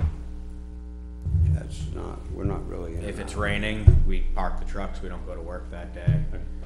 They just stay there. And it's seasonal. Would any storage of product be proposed on the site? You know, any, I don't know, it's just, you know, asphalt or whatever, you know? No, we buy the asphalt, we dispose of the asphalt where we buy it. But no on-site storage or disposal being proposed? Yep. Mr. Moore, did you have a question? He doesn't have a house. Right. Yeah. I don't know, I mean, the discussion of what he's doing with the asphalt business or whatever, I think is mute, because they're, without a house there, a residential home, you Right. can't run a business out of there. Right. Saying this, It's pretty much, it should stay cut and dry to that right there. Not that I don't wanna see him in his future get his house there and be able to park the trucks there or anything like this, but, you know, we can't, if we start making any sort of exception towards this, this opens up every other vacant lot that's in town for people. I mean, the line is set that no house, no business. no business. That's how I'm interpreting it, and I'm reading it as black and white. Because it's a commercial, it'd be a commercial Yeah, it's venture. a yeah, venture. So Which would that's then need a variance, multiple right. Then variances. that's zone. That's a That's whole zoning, other. that is zoning. You know, and it's again, I appreciate the people running businesses from their homes in town. I mean, I'm not against any of that. I appreciate the fact that, you know, I burned wood for years in my old house. You know, again, it's a labor of love that you do, and I understand the work. I did it all myself. You know, I have empathy for everything there, but the fact that there is not a home there is the only thing I'm making it, you know, is this the holdup. It's not a homestead. It's not a home. You're running a business out of a residential area, which we in town do not want. Right, so you're saying it doesn't qualify for, as written in the zoning ordinance, it doesn't qualify as a major home occupation because there is no home. Just missing the So, big thing in the thing. At that point, then it would be commercial in a residential district, which would require variances because it's not allowed, so. Yes, so, Chair, so they've applied as a commercial, right? The application that's before us is commercial residential, right, is what the application said. So I think we have to address that. Well, that was my whole point in the beginning about even why we would be accepting it when we wouldn't put commercial in there.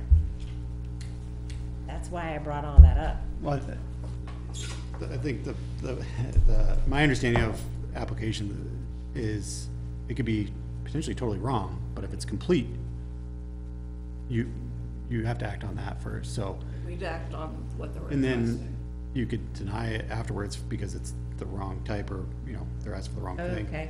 That's my understanding of, and Mr. Haney can kind of jump in if I'm misspeaking to that, but that's my understanding of kind of like the application process. It really has nothing to do with the merit of the application or So what you'd say is, proposal. you did a great job with this, and we could accept it, but we aren't gonna approve it because it's not the right thing. Yeah, so, I mean, I'll let the whole board speak. I think the way this is, as the lot stands now, what I'm hearing, and we can make a motion if we get to that point, you know, I want to kind of gauge your interest on this first before we deliberate further. The way this is now and where the lot is now, and that there is no home, for us to entertain this, it's really a commercial endeavor in a residential district, and you would need zoning relief from that. You need a variance, so we do have applications come before us, realize they need a variance. We continue this application to a future date, you know, date and time certain, to allow the applicant to, if they're gonna seek that variance or that relief, to go to the zoning board, plead their case, potentially get a variance, and if they do, then come back before this board with a continuance, so it's not a new application. It's not all the cost of the new application and all the abutter notification. The other option is, you know, if that isn't an intent or not a desire of the applicant's side, that the board acts upon what's before us tonight. So, I don't know, I'm speaking what everybody's hearing, so I guess that's, hearing that from us, you know, do you have, the way it's written now, it really seems like you would need a variance, because it's, at this point, it's a commercial endeavor in the residential zone, there is no, and if it was to move forward, if you did build a house, and then decided to come before the board as a major home occupation, there would be pieces there. That would have to be, you know, you'd have to go through that to see if it even qualifies for that, or again, that still could run into a potential of having to seek a variance at that stage, depending on the scope of the operations. Yeah. So, I mean, you wanna see a house being built, so I need to get my guy in there to design the leach field and design what I wanna build. You gotta be living there. It's gotta be, you gotta get a CO. You can't just put a foundation and stop and say, well, I'm in the process of building, and 5 years later complete it. You need a CO. I mean, I think the third potential is if the board were to act on this in any case and say there were approval, conditions could be attached to that where none of this can move forward until a home is, you know, built and occupied by the lot owner. So that's probably, but that's gonna have a very definitive date set onto it, usually up to a year. There And still then- would need to be a variance in relation to a home occupation. Right. Right, so either way, in order to get this done, it needs to go to the zoning board. How he approaches it is up to him. And the last piece, I know you mentioned that the power lines, that's not necessarily our purview. Right. That's, if there's an easement or a right-of-way or something there from the utility company, that will tell you what you can put in that easement, whether you can store anything. That's gotta be, that's not our say. My house has a power line running through the backyard. And through, Public Service of New Hampshire, right? Not Eversource. Eversource, sorry. Whatever. Yeah. And it's 30 feet, 15 feet on each side of the center line of where the thing is right there. You can't put any permanent structure in that realm. Right. Now, can you drop a big pile of dirt? Sure. Can't stay there permanently. You gotta move it. That's why you can't build a shed. You can't build anything that's structurally on there. Technically, you could actually put your wood in there, you know, until they come to tell you that you can't. Because again, it's not a permanent structure of what you're piling wood there. Right. Which is the And they're understanding to we the are out there. side, to the side. Right, and again, so that's why, I mean, you just need to make it clear. And I went through a bunch to figure this out, so. And I think Mr. Haney had mentioned that there might be wetlands somewhere on the property. So we obviously have, those would probably need to be delineated to a point so that we know where they are. And if there's any proposal to disturb those, there's zoning requirements on those to avoid disturbance within certain, you know, But of the that's wetlands only if for- he's going in for a variance for adding putting the trucks there at night and doing a business occupation out of there. Even As long as if his he's gonna build lines- a house, it's gonna. He's gonna have to go through, the building inspector's gonna Building tell him all inspector that for that, stuff. yep. He's gonna tell him whether he's 50 feet away from the wetland area, if there is, you know, perk tests will be all done. And then the last piece, I think, and we do this with any kind of business that's proposed, we usually like to know like kind of operation hours, operation days, you know, potential setting of, again, it's harmonious blend of things when they're abutting residential. Make sure that try to encourage harmony there while allowing things to occur, so. You know, if the applicants don't propose something, we oftentimes will indicate like, you know, hours that, you know, no processing to occur from such and such a time to such and such a time, no holidays, maybe no weekends or no Sundays, something like that, so that, again, it's a residential area. Some of these sounds and things do occur in a residential area, but when it gets to it's a business, they're obviously done to a much higher degree than would be normally found. So that'd be something we would probably consider as well. So by the sounds of it right now, no matter how we were to proceed, if we were to proceed on this application tonight, it doesn't sound like you can, it sounds like there's gonna be zoning relief needed one way or the other. It's either zoning relief needed to operate commercial and a residential, because there's no home present, or if a home is being proposed to be built at the same time concurrently, and it's proposed as a major home occupation, there's still gonna be relief needed, because the scope of the operation sounds like it's beyond what our zoning ordinance allows for a major home occupation. Meaning there's, you know, more than one person from outside the immediate household that's employed and coming on site. We accepted your application, right? But you're basically, I'm speaking for myself, is that you're gonna be denied because you don't have a house. So you still have to go to zoning before you'd even come back here. So you can pull your application and not get denied, right? So then there's no, just, it's like we started. I mean, we went through the process, but we never kind of started it. All right, then there's never a denial to what you're looking at doing from this board. All right, but you will have to go from the information you have acquired tonight from us by telling you that you have to get a house. You know, when you put a house there, you will be going through zoning for all these special exceptions, variances for what you want to do. All right? I'm trying to be a little more clear with what we're, Yeah, that's understood. what we're doing, right? Because you can't run a business out of a lot without a house. Correct. This is what it is. So when you say pull, you mean he can ask to withdraw? Right, so that way there's not a negativity of anything that's right there, you're just withdrawing your application you brought in front of this board. Out of the light of the information that was provided with you right tonight.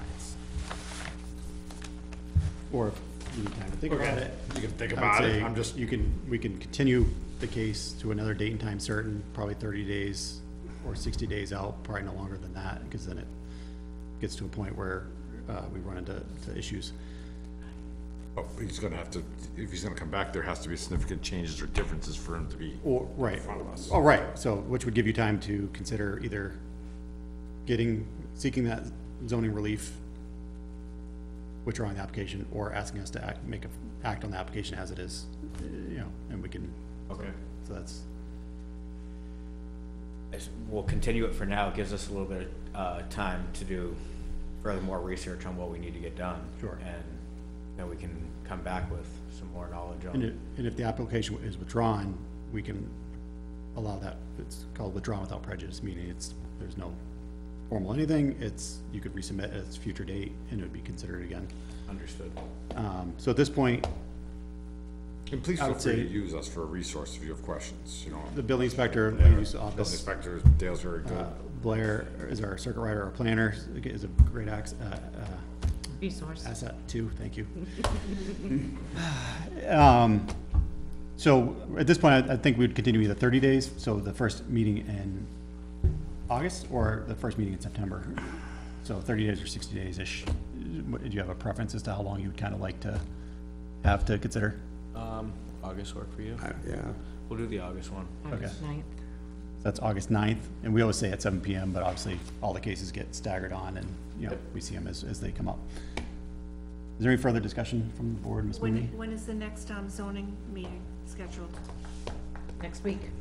On Tuesday? Yeah, but Tuesday, the 19th?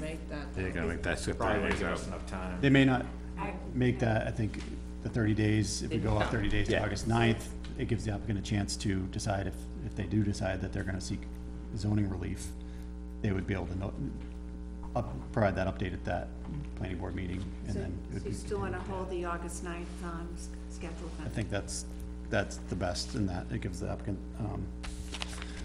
most flexibility. Mr. Chairman, I move that we continue case number 23-008 SIT to August 9th at 7 PM. Second. Motion by Ms. Mooney, a second by Mrs. Bascom to continue the case 23-008 SIT Clar to August 9th at 7 PM. Do you want with deliverables the week prior? Yes, and if With- there are any additional deliverables, please submit them a week prior to that date. So if any new materials are being presented, we need them by August 2nd. Any further discussion from the board? All those in favor, please say aye. Aye. All those opposed, that motion carries 6-0. So again, anybody in attendance tonight, you don't get any new abutter notification for this case. It'll be on the agenda for August 9th. We won't talk about it again until that night. And again, you're always welcome to submit comment, testimony to the land use clerk via email or written, in case you think you won't be here and you have something you would like included in the consideration. So, thank you, gentlemen. Thank you, everybody, for your comment tonight. Thank you, everyone, for your time. Thank you, guys.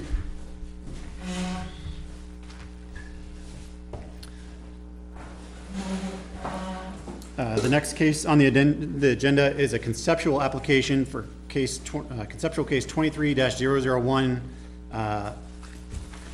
One second, sorry, I need to read it from the agenda, so make it. Mathers, 244 Old Turnpike Road. Everyone else left, so. Who could it be? And Alana, Of elimination, thank you for right? putting case numbers on these now. I think it makes sense for tracking. I think I owe you an apologies for the last time I was at the planning board meeting. I don't think I left in a very good mood, but I just felt like I was put in a box, and I thought the best thing in my advantage at that time was to leave. Sure. But here I am with my daughter, Patricia Mather. Hi. And as you see in front of you, we're looking to do some yurts. We'd like to start with one. We've kept it within, so I don't have to cut into the current use. So Peter Landry cut it out so that we didn't have to break any land out of current use, because I have 20 acres, give or take, more or less.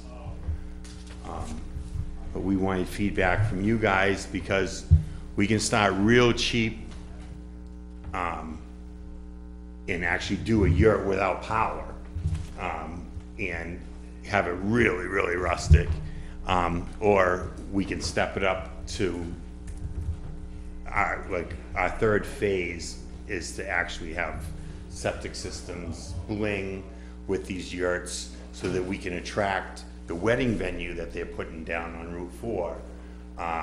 Hopefully the whole wedding parties will rent the yurts from us. But there is a call for it. My daughter's a real estate agent, and that's her sign in front of my house. So essentially, I guess we just want to know, what would be some feedback from you guys as far as we're at the very beginning stages, we don't want to pour money into this or start developing a plan and get too far down just for you guys to be like, this won't work, or, this isn't allowed. I mean, he's on Route 4, so, as far as traffic and such like that, I don't think that is really a concern. So I guess we mostly, we're at the very beginning stages. We kind of just want you guys' feedback as far as what are we going to run into? What are your guys' concerns? What do you want to hear from us as far as making sure that we're doing the proper steps and going about this? Essentially, he has a single family home on his property with a in-law suite underneath. He lives in the in-law suite underneath and rents the top portion of his house. He doesn't want to have to do that anymore. He would really like to eliminate having tenants and, starting with one yurt that we can Airbnb or, make an experience really for campers who don't have camping equipment or don't want to, go camping, but we basically provide all the essentials. And I mean, a yurt is a fairly simple structure. That's kind of the route we're going. If eventually we want to add more and make almost Don't they call this glamping? Yes, glamping is exactly it. He calls it bling camping, but it's bling and camping in the same word. So yeah, glamping. So that's essentially what we want to create, is kind of like a camping experience. So you're kind of asking for a seasonal campground. Somewhat. I mean, in a business district. Yeah. So something we've never seen. And I mean, we would love it to not necessarily be seasonal, eventually, if we, you know, obviously have to consider things like heat and such like that. Yurts are very well known for being, winter as well. People use them and go hiking and snowshoeing and use them, you know, to stay in. Of course, the first step would be more, geared around summer, because that's gonna be the easiest step, and then adding heat and going from there, of course. So I guess, yeah. I was gonna say, you're gonna use that in the winter with no heat and no electricity? Well, electricity would need to come. Okay. Yes, of course. Wow, who's gonna stay in there? Yeah, no. And the, you know, the point of it obviously would be to create an experience of, you know, camping without, you know, we'll start rustic, but then kind of go to a more glamping, type thing. And like he mentioned, there is a wedding venue that is going down the street, and we don't have a lot of lodging that's necessarily nearby. So that for us was like kind of a benefit as far as, you know, marketing and having something that would actually attract the use, you know, just being a couple miles down the road. Actually, the majority of yurts don't have any power at all. And those yurts are very rustic, and they're in the wilderness, and the people who are renting those are renting them for that experience, for the experience of heating just by wood, by not having power. So I was gonna do wilderness cabins, and that was my whole idea, but when Peter Landry pointed out to me I'd be breaking into my current use, and I wouldn't wanna do that right now, we went down to, Patty came up with yurts, because I have a number friend one, who's just, they're that's what she not does. a permanent She structure. travels around to different yurts. They're not a permanent Hiking. structure. I actually don't need a permit from the zoning board to build one. And that's not to be negative, but that's the fact. Yeah, that's what we were told, that the structure itself, we didn't need a permit for, but more the intended use of it is what we kind of want feedback and you guys' kind of opinion Well, we on. want your support, because we can't Yeah. go anywhere without your support. And we want it to be a part of Nottingham, a recreation, a part of our heritage is the land. That's why I hanged up my big banner, 300-year Nottingham Forest. Well, I got a waterfall. There used to be a grist mill on, abuts my property. There's a beautiful waterfall. 2 rivers go down each side of my property, North River, South River. I board the river. I go on both sides of the river. It's just a beautiful piece of property to have people not be able to enjoy it. Eventually, I can tie into the main snowmobile trail from my property. So we thought about that later on.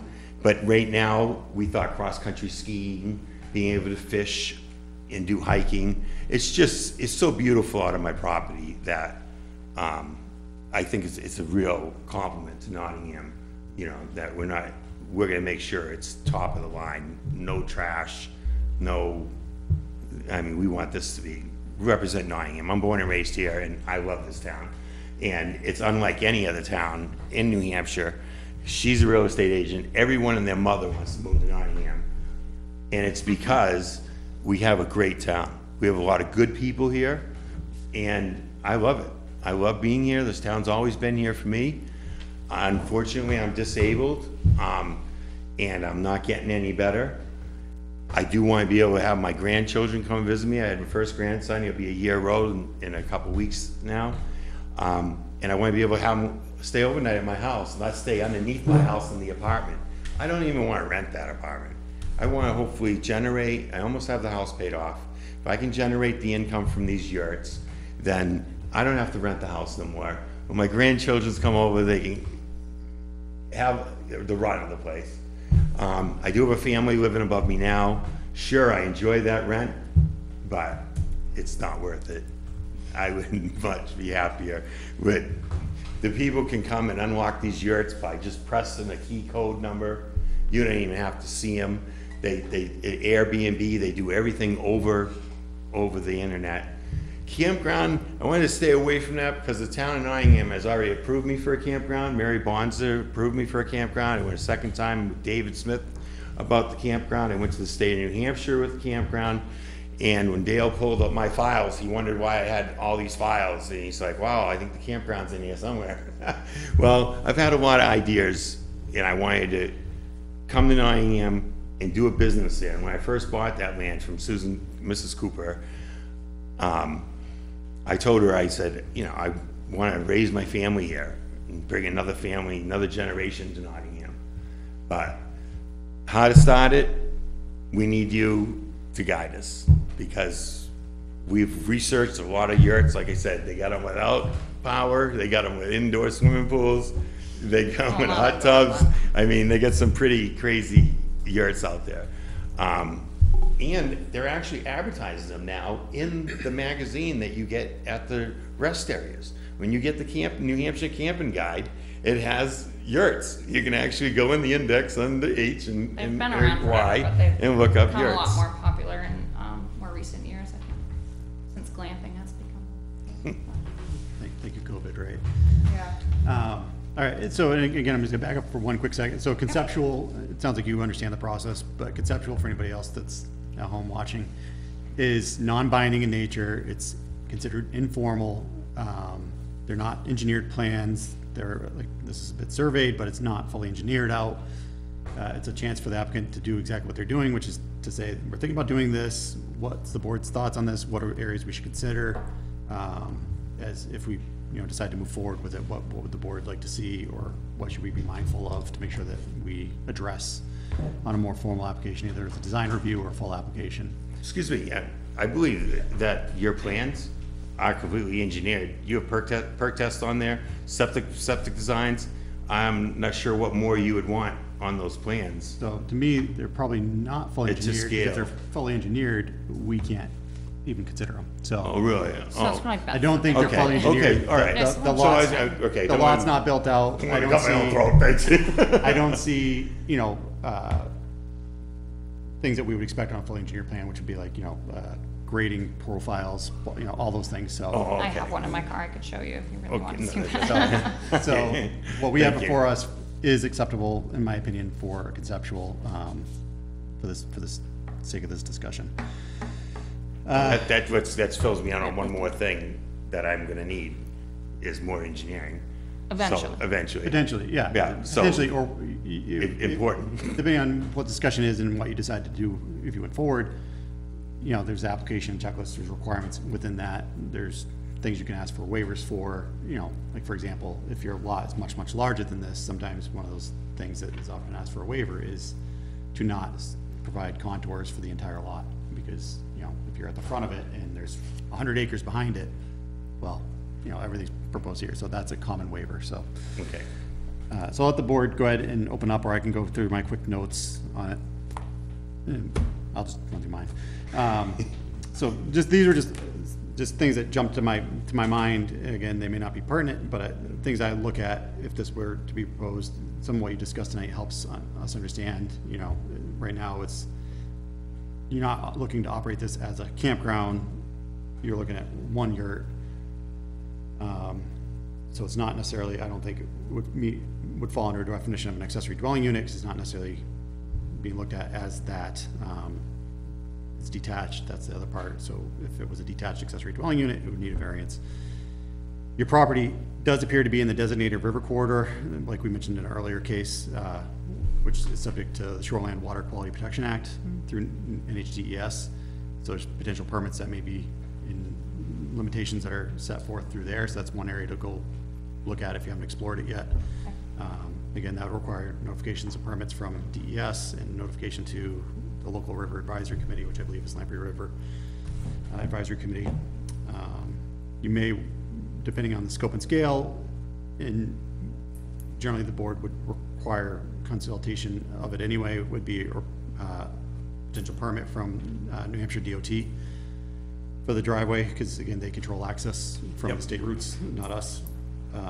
Now, my old site review that this DOT did for me, I originally was doing a subdivision, 7-lot subdivision, until I got run over on my motorcycle, and then that changed. But they gave me site review, DOT, is that grandfathered, or I get a new one? I would think you would have to, because it's a different proposed use than the subdivision was. Right. If you didn't act upon it in a timely fashion, you gotta start over again with the state. Okay. Okay. Most things, including approvals, have, you know, if they're not done, they can they can lapse. Wetlands, it seems like there's a pretty significant wetland, so the town and the state protect wetlands, so if there's any proposal, like, if there's a proposal to disturb that section of wetlands or any section of wetlands, so dredge and fill is not allowed in the town, so you need a state permit and from it. But we stayed away from the wetlands. And the town also has some buffers, vegetative buffers that have been enacted too for wetlands. So that'd be something, an area you'd have to kind of look at and decide how you would be able to access that, that section there if you were crossing a wetland. The other thing is, if this is considered a commercial endeavor, this is commercial, the commercial zone. I do see one of the authorized uses, permitted uses, service facility, including eating and lodging. So lodging. That's what we were thinking. If it was go more to a campground, you know, a larger type of use, we'd have to look at, I'd have to go back through our zoning and make sure that we don't limit it somewhere else. But with commercial, we do have setbacks from abutting properties. So like, 100 feet from abutting property. I know it's a large lot, but that'd be something to be mindful of. And that's permanent structure though, right? 100 feet's big space. Can I ask a question? Yeah, but especially, I mean, if the proposal or the thought is that you're gonna try to be attracting wedding crowds that are coming out of a wedding venue. Right, you don't wanna be. You're gonna wanna try to make sure that, a concern is gonna be noise and the harmonious use for the abutters, on all sides. And I can't remember what's next to you, but, so making sure there's sufficient buffer there to let whoever you have enjoy their site. There is, yeah, there is, it's huge. Allow your neighbors to enjoy their site. Yep. So keeping that. Can I ask a question? Yep. Before you go on? Sure. Before I lose my train of thought. Of course. On the map, Route 4 is obviously here. This land right here says on the map it's 31-1, that it's a vacant lot. Would that concern you if somebody built a commercial building right there and having your yurts right there? I mean, again, our ordinance for commercial is way different from residential. Right, right. So you could be losing your investment privacy. your privacy if somebody wanted to put a car lot there. Right. They could put lights and stuff in. Yeah.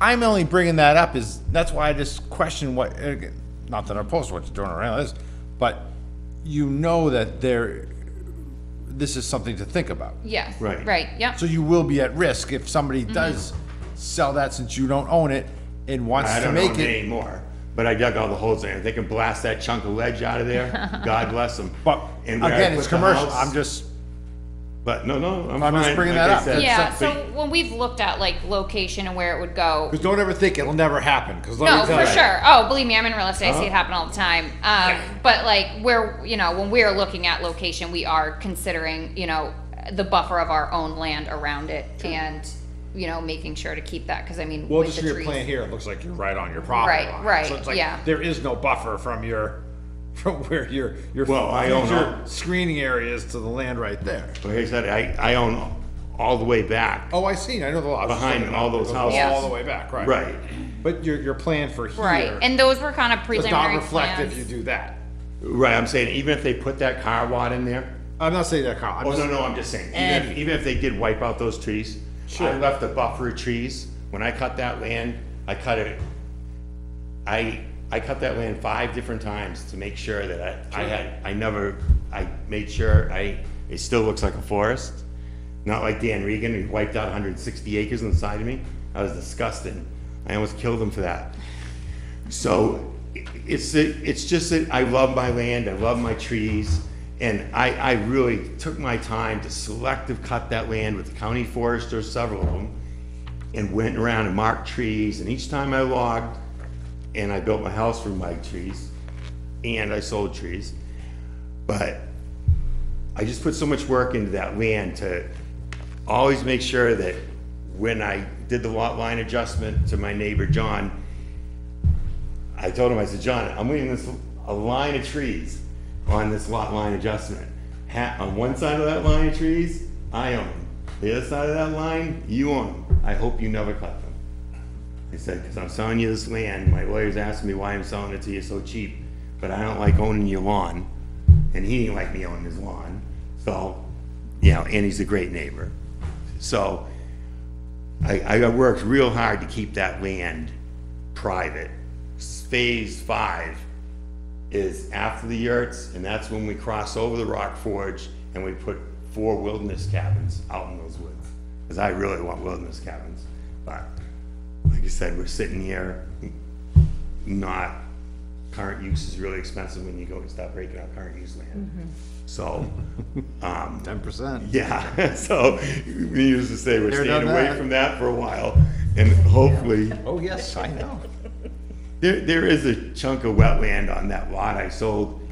The lot, basically, my intention was, where I was told it was never gonna be built on when I sold that lot, but it is what it is. If someone builds on it, Yeah, Yeah. it's, I mean, it's, he's basically saying it's something to consider, because obviously Right. it could affect the business motto that we're kind of going for. Yeah, or where you're citing it, if. Yeah, right, because the exactly, with the 100 wetlands foot gets buffer. drained Set under Route somewhere 4. Here, and then it's, you know. Onto Yeah. that never lot. happened, And you have to revise your site plan. Yeah. To move it. So good news, he's in a commercial area, so he can run a business. Check. Right? Yeah. Yeah. So other than that, you mentioned, you know, whether you need a permit for the yurts or not, that's not our purview, that's the building inspector, you know, what the permit process is on Right. structures and, whether or not they're needed is, Okay. that's the building inspector. There's a lot of terms in our zoning, you know, that could potentially apply, you know, structure defines things that seems like this could be considered a structure. Yep. What else? The other thing is, we mentioned tourist court, cabins, motel, which is any group of 2 or more detached or semi-detached buildings containing guest rooms or apartments. And obviously, we would, as part of any application, we, especially site plans and major, if it's a major like subdivision, we request input from our town department, so police, fire, road agent, building inspector, to name the 4 I could think of off the top of my head. So the fire department might have conversations, like if you mentioned, and it might have just been a passing comment, but, you know, a yurt with a wood stove in it, you know, to Right. keep it warm. There may be code to that and things that Oh, absolutely. they Yeah. may want to require as part of a process, you know, to see for things. So that's just things to consider and to know that would be part of the process. Thank you. So you can always go there ahead of time and try to get comment. You know, that never hurts, but at least try to gauge what they may Well, be. we met with Dale for a little while, Yeah, before we he's ever the one drew who these told us plans up. to set up. You know, we met with him and talked to Yeah, him about and it. conceptuals are great, because it's And- no cost and it's, you know, we're local. Yeah. We didn't even have those plans made up until after we talked with the building inspector Yep. and just ran it by him and thought, see what he thought about it, and then we went to Peter Yep. and took step 2, which step 3 is seeing what you guys have to say. Yeah, and if you did have a larger plan, because I know you said you were trying to stay in the current, the area that's outside current use, showing where that's delineated would be helpful, you know. Right. Potentially for this board, but more for assessing is, you know, if anything was to be approved, they'd probably want to know where that was to know if it changes that and if there's a fee to be. Because we used it with Peter, like he brought that, he said, hey, current use, he says, yep, it was good, because when we're shooting the lines back there. Not to sound terrible, but I'm gonna say anyways, do not consider this process that you're about to go through with us simple.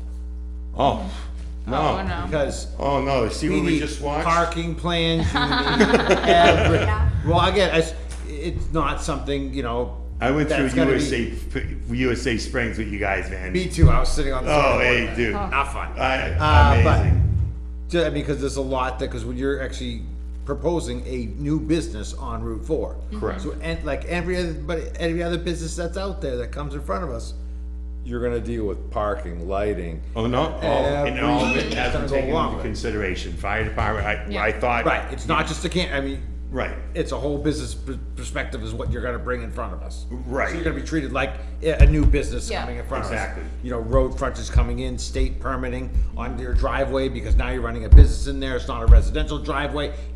These are all things to be aware of. Yep. And I just wanted you guys to be well aware of what you're No, going Yeah. into And- for your adventure. I mean, Yeah. to A lot get of those this- roads we passed, because like you said, or got experience, because I had to first go to DOT and get approved for the campground, they wanted site reviews, so the DOT came out, they were looking at site review, I had to go to Concord and do paperwork, but first I had to be approved by the town. So, but now, this venture, we wanna keep out of the hands of the state. And, well, I don't mind the DOT's easy, but you start mentioning campgrounds, boom, you know, we're talking big bucks. Now, as far as like, But we don't have a clarification whether this is considered a, But Airbnb is what what does we our zoning got. ordinance say for campgrounds? I Do we think have a that's section where in there? this lies, because I've actually looked into this myself a lot, and it seems like a single one is well, al- that's my is always question fine. is, yeah. At what point does this become a campground? And I'm trying to look this up now. Does that answer exist? Because we don't even have campground as a use in our zoning. Just never been there. So, the closest I have found is a private campground appears to be privately owned property open to the public upon payment of a fee, which has been divided into 10 or more defined spaces upon which tents may be erected or recreational vehicles may be parked for the purposes of recreational camping. Private campgrounds shall not include manufactured housing. So,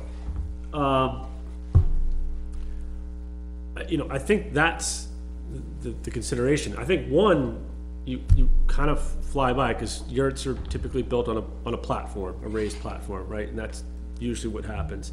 But when you start doing the full commercial operation, I mean, you have sanitation, water, and a slew of other things, parking and such, you know, vehicle movements. So I don't know where that line is. I don't know where that gets triggered. And that was kind of my initial, because of course we want to just start with one, because I mean, if it's not even a business model that really works, why are we going to do 2, 3, 4? So essentially we do just want to start with one and see how it does. And then of course we know that there's more and bigger steps that we're going to have to take if we do want to grow this into something more. Yeah. And that could be part of the process too. So with site plans, you know, there could be potentially like initial approvals based on what's up, and then if the scale or scope changes, then a revised site plan application can come before the board again. You know, saying, well, we had one, but now we want to put in 10, or, you know, just throwing. You said your friend did it. Do they have it permitted as a campground? Nope. So I have a friend who just travels around. She's an avid hiker. Oh, and okay. She doesn't have one herself, but she's kind of the one who got me a lot on that. Like, she's the first person that introduced me to them. She's an avid hiker. She stays in them, and they do the hikes and they do the peaks and stay in another one. And sometimes they just go off just because they're in the middle of nowhere, which we're not necessarily in the middle of nowhere, which is why we want to bring a little bit more of an experience to it versus, you know, because we're not totally in the middle of the wilderness with a hiking trail per se. So our thought is, you know, we want to bring some other experience to it and make it more of a glamping experience, because we don't necessarily have, you know, we're not on the Mount Washington. Sure, yeah. Okay, But- I thought that might clarify. If they were Yeah. just to build one, would they even need to be here in front of us? For one, well, I mean, you can call this a yurt, or you could call this a shed. I mean, again, it's, I think it's the money factor, you know, renting it.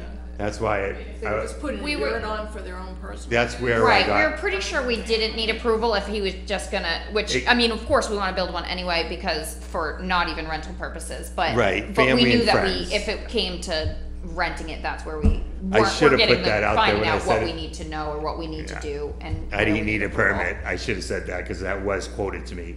If, he said, you don't need a permit for, if you just did family and friends, to Yeah. see if it works out, start somewhere. That's, You know, that's where. right. So But that's we what I'm wanted looking to at come it to you as. Yeah. Yeah, right, you hit it If right I on was the in your button. shoes, I'd probably be like, I just built it and say, hey, again, not saying it's right, but I wouldn't, I mean, you're not renting it. That's why I Yeah. didn't want to be negative when I said that, I should have been more clear when I said that. But your plan I said you need want a 5 permit. of 'em or so, But that was Yeah, if and we were. I don't know if you going- guys have we had 2 plans, one had one on it, and then Peter Landry put a plan that had more if we wanted to do more, but like, Yeah, so we had 5. one and then we had more, but, I mean, of course, like any business, it takes time to grow, and if we ever had more than 1 or 2 or 3, I mean, we're talking, that's a long time down the road if that was to ever happen, but Yeah, and- essentially, we're just looking at what do we need to do to even have one, or what kind of approval do we need? yeah, and the initial question, or I guess that comment, is kind of goes back to like my initial question was, we allow for accessory dwelling units that are attached, so if you create any kind of structure that is designed for living, in a way, it almost could be considered an accessory dwelling unit. So, we treated it as not a commercial endeavor, but it's gonna be it's either a seasonal dwelling, which is a residential structure that lacks one or more of the basic amenities or utilities for year-round, then it would be a variance because it's a detached, dwelling unit. But On 13 acres. How do you handle recreational vehicles if they let a friend park a recreational 6 vehicle? months allowed a use of a recreational vehicle according to our zoning ordinances.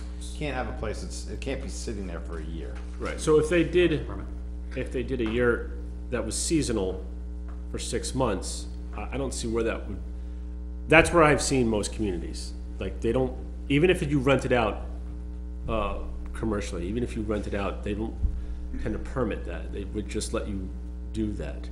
But in the same way, like an accessory dwelling unit could be rented out, right? But what So- about butters? Again, it's the way I see it is like it's a recreational vehicle, and that if you let someone park one there, and they're not family, if they're not living or residing on that, on that site, it would be the same thing. So, I'm just saying, this is what I've seen in other communities, because I can't find anything in our zoning that speaks to this. So, because I think to go through the process of a full site plan review for a single yurt, I think would, kind of, I don't know, that would be very expensive for you. It's your decision to make. Agree. It's not my call. But it would just be very onerous and very cumbersome. But I think it's, I think it's, I don't necessarily think that's the case. I mean, we do site plan reviews sometimes with limited information based on what's being proposed. So obviously try and be mindful of the cost aspect of it, yeah. We see some again that are just hand-drawn, they're not even surveyed. So we can try to be mindful of that, and that's where the waiver requests come in. If the site plan says you need a hydrogeologic study, or something like this, you'd probably request waiver for that, so. Because it would seem onerous to do so. And I know we're kind of going pretty broad right now, but again, that's kind of the point of conceptual, is to try to kind of talk about as much as possible. It's not binding, kind of just have this back and forth to let you know what could come up. You could be before a whole different board at that time. Does the driveway pass the dwelling as it's shown? Goes to the right-hand side. The driveway goes straight down it. Does it exist back to the yurt area now? Yes. So, in terms of what would need to be done for the single yurt at this point, is what, clearing some space and then putting in the platform? I already did. Yeah, there's I already stumped space- it. yeah, I stumped it's it, pretty and clear. it's all done. Basically- Yeah. Basically building it. It's Putting there. Landscaping, maybe make it look nice. Putting the Yeah. yurt in, yeah, okay. Yeah. And again, there's no plumbing, there's no heat, there's no nothing, so technically, it's a tent or a shed. It is, it's a tent. All right, it's not anything more, whether you rent your shed out with no amenities, I mean, not to say it's the thing to do, but. Well, you're required to I mean, provide you're bathroom really. facilities at that point. You can't just rent out a shed. Yeah. Well, again, right, so they're not gonna meet any of that Right, anyways. so Of our, course, we can go in and shut that down immediately. to because- start, we Right. figured They a can use porta the potty house. that was being regulated But and you can rent the maintained by porta a potty on company. any freaking We property you Right. want, put We it have a on. 360-gallon water, or water safe, or what, Gallon, yeah, Yeah. like storage, a storage container yeah, that's. for that's, fresh water. For fresh water, that's, what am I looking for, the food grade? Yeah. We're, 360 or 260-gallon food grade, It's good for watering gardens and That's- stuff. Yeah. That's so that people can just. Sure, it's Water's self-drawn, the shower would be cold shower, but that's the whole idea of the yurt, If- yeah, if we but even it always, got to it's a shower. self-fed by being up on top of the hill, and I can move it with my tractor, I could fill it in place, so we have a lot of different options. Porta potty too, we looked at propane to burn it, to burn it. But we thought it's cheaper to just rent a porta potty at first, we just do one. We're trying to keep the costs down and make it feasible. We thought we would back the wood up with propane, because then if they do it, their wood still go out in the middle of the night. They don't get, you know, they have that backup. But there's a lot of different ways we could go with it, and that's why we want to talk to you guys, because, you know, I'm glad you brought up the fire department, and I wouldn't know about all that lighting and stuff, except for USA Springs. And when I was amazed at some of the, you know, I mean, they were counting cars, and it was pretty thorough. Yeah, obviously, traffic counts involved and things like that, so, yeah. And, you know, I have no idea when the driveway or road was put in from there to the potential lot, but obviously it crossed a wetland, so DES will be involved in this. I know you said you want to. Well, I never didn't want to have the crossed state wetland. involved in it much, but. Like I said, I didn't DES will cross be- any wetlands. Okay. But you'll see it goes down to the Rock Forge. I think I showed the Rock Forge in there when I did our site review, when the town came, Heidi Bachelor, and, or, I don't know if Heidi, it's probably not Heidi's still the last name. But when the planning board did my site review, they walked down and went over that Rock Forge and went out in that area. Okay. But yeah, I've stayed away from the wetlands and sold most of them. Well, I guess this is the way this is even shown on the plan. It's the edge of wetland. It goes right around, you know, includes that. It doesn't break on both sides, so wherever Yeah, that that's crossing the is. Rock Forge, I take it, then, So I when you don't don't know. have the plan with you. Yeah. How that Rock Forge was necessarily created or when, but, it may not be part of this application, but just let you know, if you're in that shoreline water quality area, DES potentially is going to be involved if it gets to a certain scope, and they may look at that, or they may not. It's not my purview. No, I have had a wetland scientist there, so we did a lot of work back when I was gonna do the campground, so, you know, we nipped a lot of things in the butt, because I love my land, and I'd hate to start seeing my trees die, so I do everything from checking on bugs to, they brought up bringing wood in, which I thought that other person on McCrillis Road, that was a good viable thing to say about bringing in different types of trees, because it is true, you can bring in a bug that will wipe out every pine tree you got. Yep. So that would make me cry. I get some big ones. Is there anything else from the board? Any other comments, questions, Just corrections? as far as like parking, or with the kind of, I think we wanna see. Now, you see the parking is at the yurts? You see At that? the yurts where. Each yurt, it's But marked. that's with Yeah, and I the mean- PS1, PS2. Yeah, yes. Got it. And as far as parking, I mean, if we only had one, like, they're not very big, it'd probably be one car. Yeah. You know, maybe two. But in the But- plans, it is marked. Right, for they the- did, for the yeah, parking he did spots. mark it. And what's the size of the yurts that you're thinking of? They can go any size. I did current plans that were like 26 feet in diameter, so, I mean, they vary. They are as small as 12 feet. And they actually They put go up to like smaller 30 ones and feet. I bigger think it's ones the biggest together, 16. because the families like to rent them, so they'll like put the kids in the little ones of the, so we had talked about that, because I said, hey, how do we come up with a 26-footer versus a 14-footer? You know, that's huge difference. And then she explained to me how the families get together, and then it gives them 26 privacy. footers, 500 Yeah, you square can have feet. like a pair of them. It also helps save space, like if you wanted to have a pair and not rent them to two different families or strangers. It'd be more meant to be rented by one family. Yep. Yeah.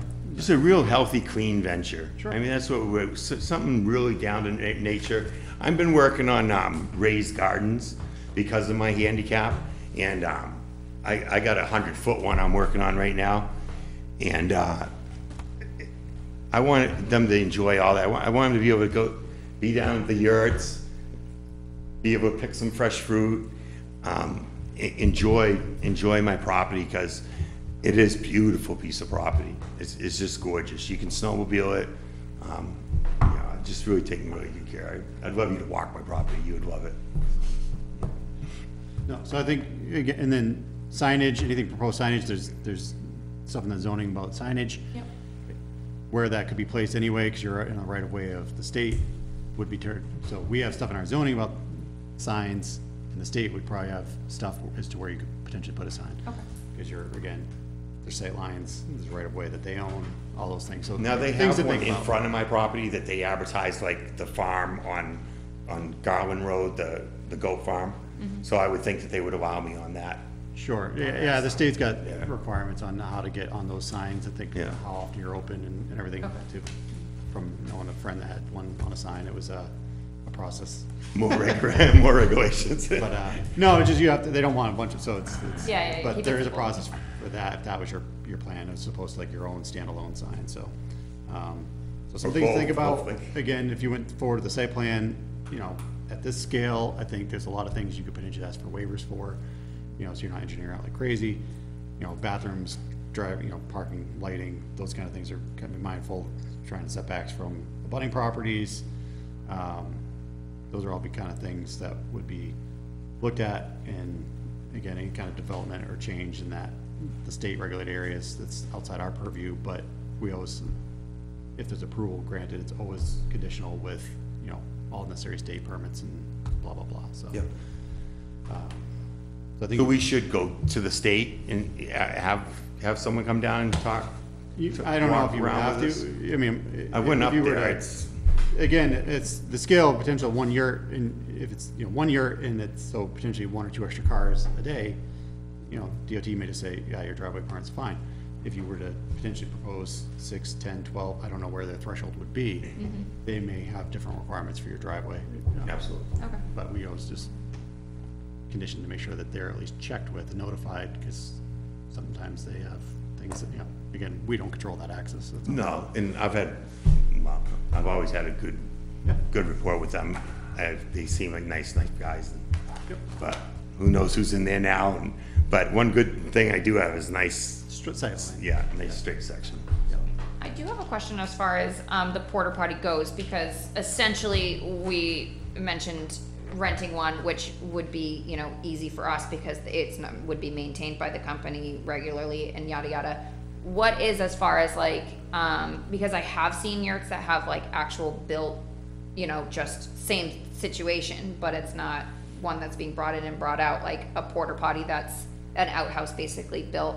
Is there what's the? The code enforcement would tell you that for certain, because I know what you're Okay. talking about, because we've had that conversation with other places where, do they need a physical bathroom, like, you know, built brick and mortar, or can they do a porta potty? Porta potty counts, you know, if you're talking like an incinerator or And the composting toilet, incinerator something like one that, was what- the building inspector would be able to kind of guide you Okay. there, I think. Okay. And for guest experience, you're probably gonna be cleaning it after every time a guest is. Right, well, that's what I'm saying. You don't let and, it like, sit we'll for 3 pump it months and all, you regularly, know, for what the summer. not, but yeah, I've seen them where people build these nice wooden ones. That's just a door and that's a toilet in there, but like, you know, so wasn't sure as far as that versus like a porta potty that's. Yeah, the building inspector would be able to confirm Okay. that part for you, I believe. And odor, we don't want no odor. Right. It doesn't take much of. Ruining experience. Yeah. So. Well, thank you very much for coming in, and if you have any questions, you can always request another conceptual, if you want to come in Yeah. again, if there was some stuff that comes up as you kind of. Dale was excellent too. He really went over a lot of things because he didn't want us to waste your time. And we didn't want to waste your time either. But we just felt like we were at the point where we really needed some solid answers from you guys and let you know that our intentions are good. Yeah, and we might have some research to do about, you know, if the state defines campgrounds and how, but that might be some takeaway homework for the board to look at, or if it was anything. Another thing that was brought up to us, and in no way do we want to make these yurts a year-round rental. So in no way do we want any one person to rent a yurt for a year at a time. Oh, right. We do Long not. term, that would be Yeah, considered long term. we That- wanna yeah. make Yeah, no, we're sure not doing- we don't wanna do long term That is rentals, not in no. our mind at all. No, this is a recreational thing. You don't want it to become Oh, I'm sorry. separate type. No, yeah. No, We're trying to get rid of the tenants. I can't take more on. Yeah, we want it to be a positive thing. We want happy people to leave and be able to type in, hey, we had a great time at those yurts in Nottingham, you should check it out. So, I really appreciate your time. Yeah, thank you Good both. luck. Thank you, guys. Thank you. Good Good night. Good to see you. Good night.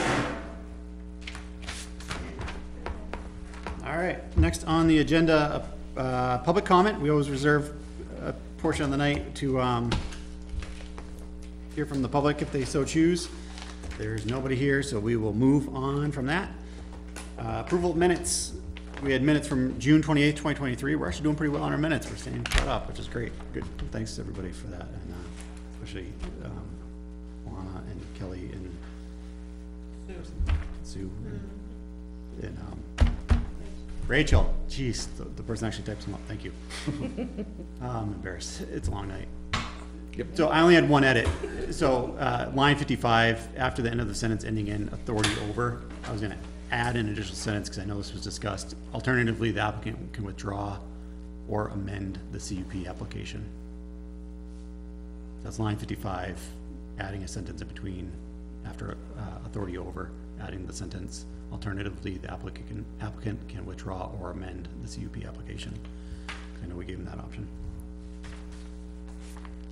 That's all I had.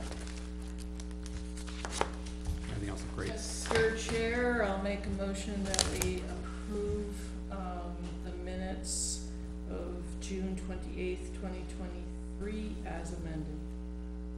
Second? So we have a motion by Ms. Anderson, second by Ms. Mooney to approve the minutes of June 28th, 2023 as amended. Any further discussion? All those in favor, please say aye. Aye. All opposed? That motion carries 6-0. Select board member, staff board member updates. Mr. Davies, do you have any updates for us? Mrs. Bascom? I don't have anything from zoning, except that I have not heard back from anybody at UNH Cooperative Extension on what constitutes an animal for that case that we've got next week. But I'm gonna try and see if I can get a hold of somebody maybe tomorrow or Friday. What? I know you said. Oh, right. I think the last time you Member said. of the Farm Bureau? Yes, we are. Call him. Okay. Well, that's a good idea. That's a great suggestion. And I do, would this be an appropriate time to, and we don't have time to discuss this tonight, but I do think everybody needs to be, thinking about a temporary moratorium on building permits for our town. Our RSA in the handbook, 674:23. Our town currently has a lot of issues with our infrastructure as far as the recycling center, the fire department, the police department, and public works, or the roads crew folks. I don't know how we can, in good conscience, approve all of these developments with 20-plus homes. Don't forget schools, because the thing about putting on, making the school bigger. Well, but yeah, no, You're gonna throw in the departments, throw in the school with it. Okay, and the school. I just think that when we consider all of these homes that will be coming in with families, that we are putting a strain on already understaffed and stressed right now departments. I think we should be having them come in and meet with us to see how they feel about the addition of upwards of, what would we have before us right now, 75, 90 something homes between the two, is it 3 or 4? I lose count right now. I think it's worth discussing at an upcoming meeting, put it on the agenda, because there's a lot to that you have to do, and we have to bring it to Correct. the voters, and you need to do a study, and so, but I think it's worth a discussion, because I have the same concerns. You do? Yes. Excellent, I'm glad to hear that. Good. I just think we need to be responsible. So I think and I don't want to, it's obviously a discussion that would have a lot of ramifications and importance and things, so I'm not trying to push it off. I think getting some information, and I'll reach out to SRPC to see if they have any experience in this, if there's been any other towns that have done it, what the language looks like and things like that, and make sure that's one of our discussion points during our joint meeting in August, because I think that'd be a really good time to get a lot of input from, it's gonna be all the people that we need, right? It's gonna be this board, zoning, Yep.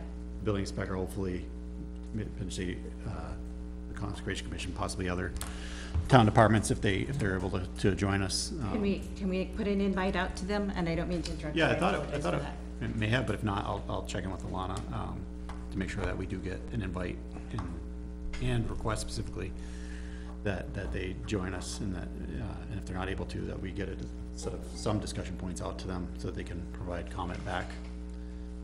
And maybe, I don't know if it's,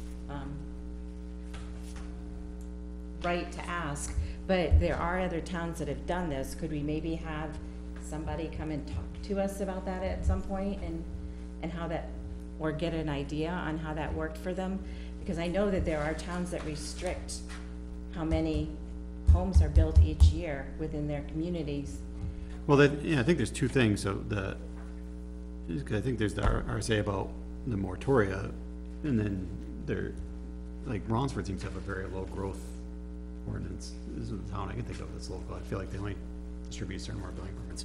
I could be wrong about that, but, Because a moratorium is only for a year. Right. And I don't think that's time enough to really fix everything, but it would help us get a plan in place to be able to move forward, and I think we need at least that bit of a breather, before we start having all of these developments pop up. Anyway, I just wanted to throw that out to you guys, because it's really, really weighing on me that we're growing way too fast right now, and we can't support it.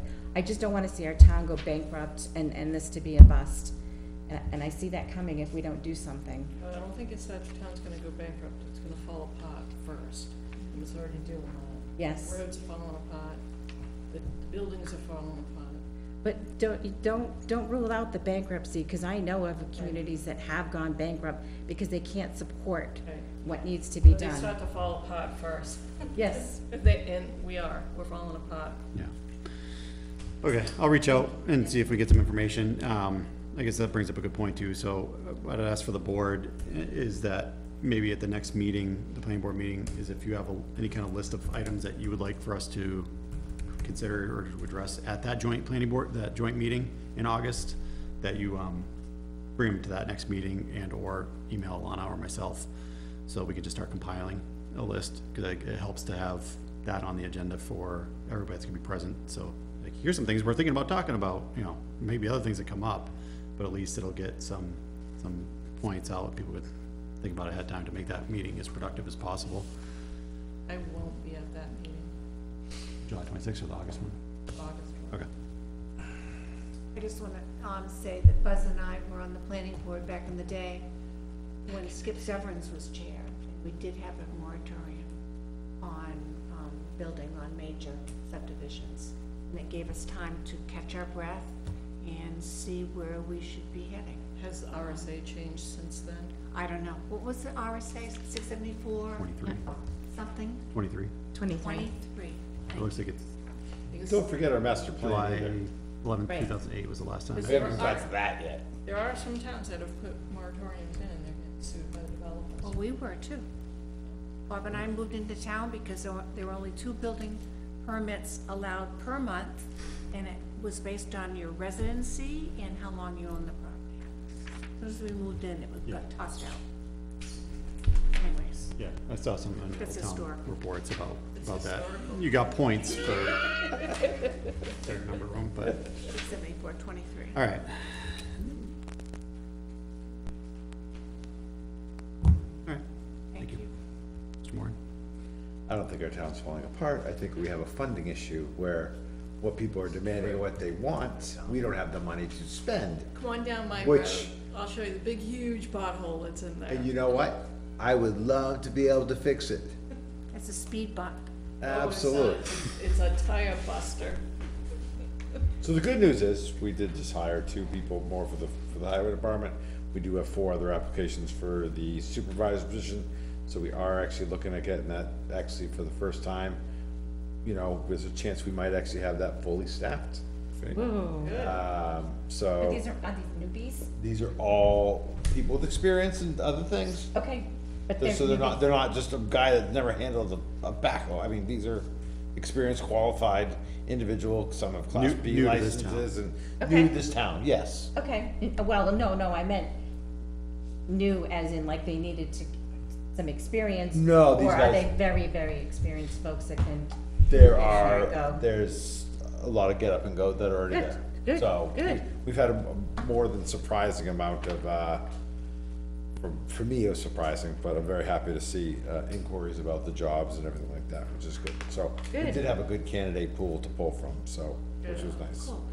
That's nice to hear. I'll send you the list of needs on our road. Again, that's- To give to the highway department. Sure, I mean, you know where to send them, so. So again, I guess, yeah, the option two is, do a bunch of things, go to warrant articles for Well, bonding. I mean, next bonding year, of things, next, and again, the town we're votes on it. going, the select board will be discussing its mid-year, budget that's coming up, I think, in the next meeting or so, we'll be going over that to see where we are in expenditures, what money we have left, what money can we expend on different things, is there extra money we can actually do to fix more roads or something? We'll find that all out where we find our expenditures right now for the, where we sit at the halfway point, so that we know, but chances next year there'll be tons of warrant articles, for things that'll be on there, so. But that's just because if you can't put it in a budget, you gotta put a warrant article for it. And then Is it's what up it to- is. And it's up to the voters. And that's the voters do. We are also looking at replacing our major playground assembly, you'd say, over there. Cause due to the damage to the slide that's on there, the cost of getting that fixed was like $6,000 or $8,000, or it was like $6,000 or $8,000. And the cost of a new one's like, we're getting our estimates are like 14. So, I mean, God only knows what else is gonna break on a 40-year-old, Yeah, they have a life. So, we are actually talking with the rec department right now. They gave us some proposals of different ones, which we'll be reviewing. And, trying to see if we have money in the rec revolving fund in order to help pay for some of that cost. But like we said in our meeting, our plumbing issue we had here came actually in under budget because they didn't have to start up here, they could start in there. So the town does have a little extra money that we might be able to put to that, to get that taken care of. Because from the word around town, I don't have any kids, but that is used quite a lot by the rec department during the day, by people that are at meetings at night times, by the kids that are playing baseball, their siblings that are on. I mean, the thing is a constant What use. happened to it? I don't have an idea how you get a big hole in the plastic. I don't know, I wasn't there. It looks, the picture I saw, it's just like, looks like someone just like zzz. Yeah, again, I don't know the scenario on that. We are still discussing recycling. That was a longer conversation from our last meeting, that's, we'll be continuing on that. Again, the problem with that becomes, as we grow in the town, more that goes in there, the more budget of our budget has to go to set towards recycling. If we stay on the same path right now, the recycling is going to, the cost factor is going to eventually, well, it already is going to be taking away funds from other parts of the town in order to keep that going if we stay the same way we are. So, but, we're waiting for great ideas that say, hey, this is how we fix it without spending any money, because we don't have the money to spend. So, yeah, we have a bunch of things that's going on. Yeah. And then all the other normal drama, but we'll just go off of that. And I know everybody will say, we'll get volunteers, and it's. Yeah, no one's volunteering. We've been asking for volunteers for. Oh, and there was one thing plan and too. everything else. It's tough to get volunteers. Everybody's strapped for time and everything, and resources that get it, so. The select board got from the SRPC, I don't know if it came in here, about the traffic study. It's a different, not when you guys are on, but it's another one, for them. I'm sorry, I don't have the paperwork in front of me. There's one, they're doing one on Route 4. Right, but there's a different committee that they wanna involve, another 2 people in. So I just don't have it in front of me. I'll get it sent out to you guys to all look at.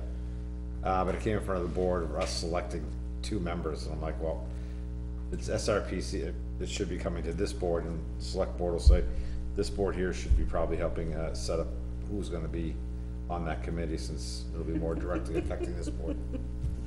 It's called pass the buck. But I don't wanna take anything away from the, this board here and what it does, so. Appreciate that. Yeah, no worries. All right, I don't have anything for tonight. Somebody?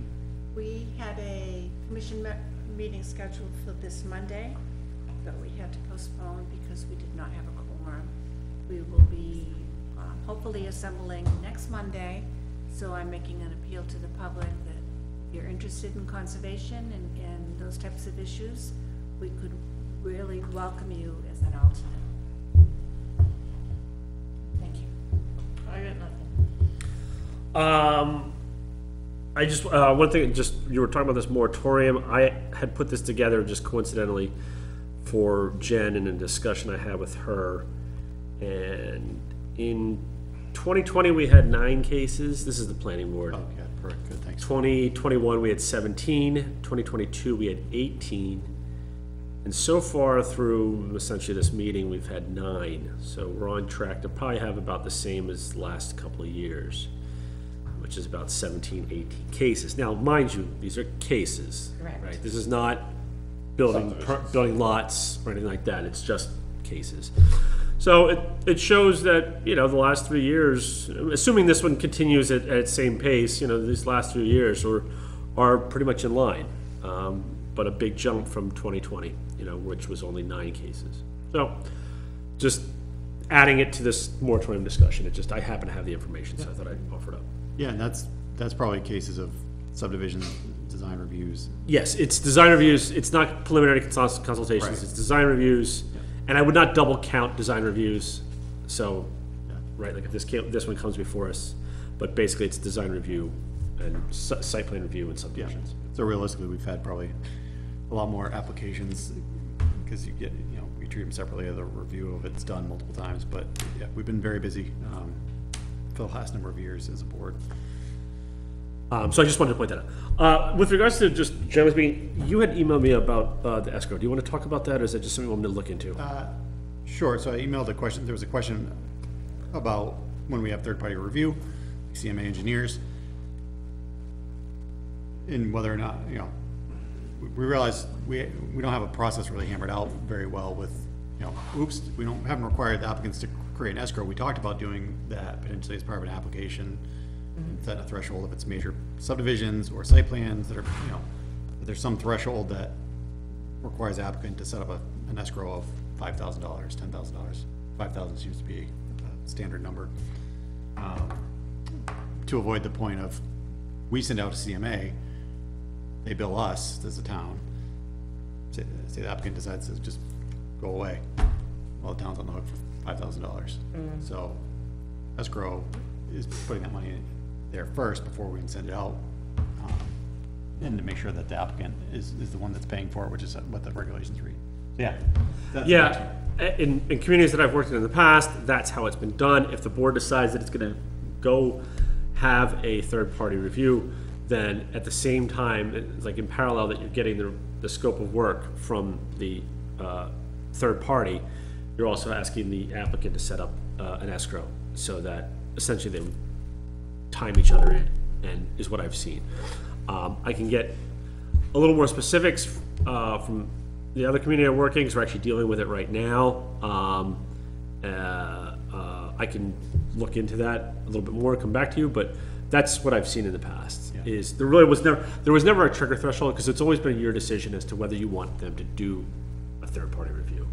So, but setting one up, every big developer knows that this is potentially going to be happening, and it's absolutely the best way to go. You shouldn't be cutting checks. You should be paying out of a fund that's been put in. Now, if it goes over by a couple $1,000s, perhaps the town can cover that if it needs to, but you can always ask the applicant to re-up, like, hey, look, this is going on longer, we're asking for more review, you know, that sort of thing, so. Yeah, I think that, and then the road bonding is another thing we haven't been necessarily clear on. When it's a new road, we require a bond to cover the road plus this percentage, and then that's been reduced, the bond amount gets reduced, or the applicant can request to get reduced over time, you know, as they complete the road. Yes. And then a certain amount is held in as a bond or escrow, they have the option, I believe,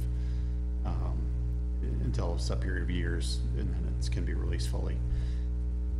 But I think that's something we've also dropped the ball on, or missed, potentially, like hammering out and making sure that we put in the condition of approval. So that means it can get missed, or puts it back on like the building inspector is a part of the building permit applicant process. So I think make sure we have that somewhere in here, make sure that we're capturing that in the appropriate way, and that we're not missing it. important. So, I'll do a little bit more legwork and see what I can find, but basically that is what I have always found is the way to go and what should be done. It's the best practice, absolutely. And I didn't reread through our subdivision or site plan regs to see if we even spell it out. I didn't see it. Escrow was defined as a word in the definitions of the subdivision regs, but it was not, actually, there was nothing, there's no language as to how we do it.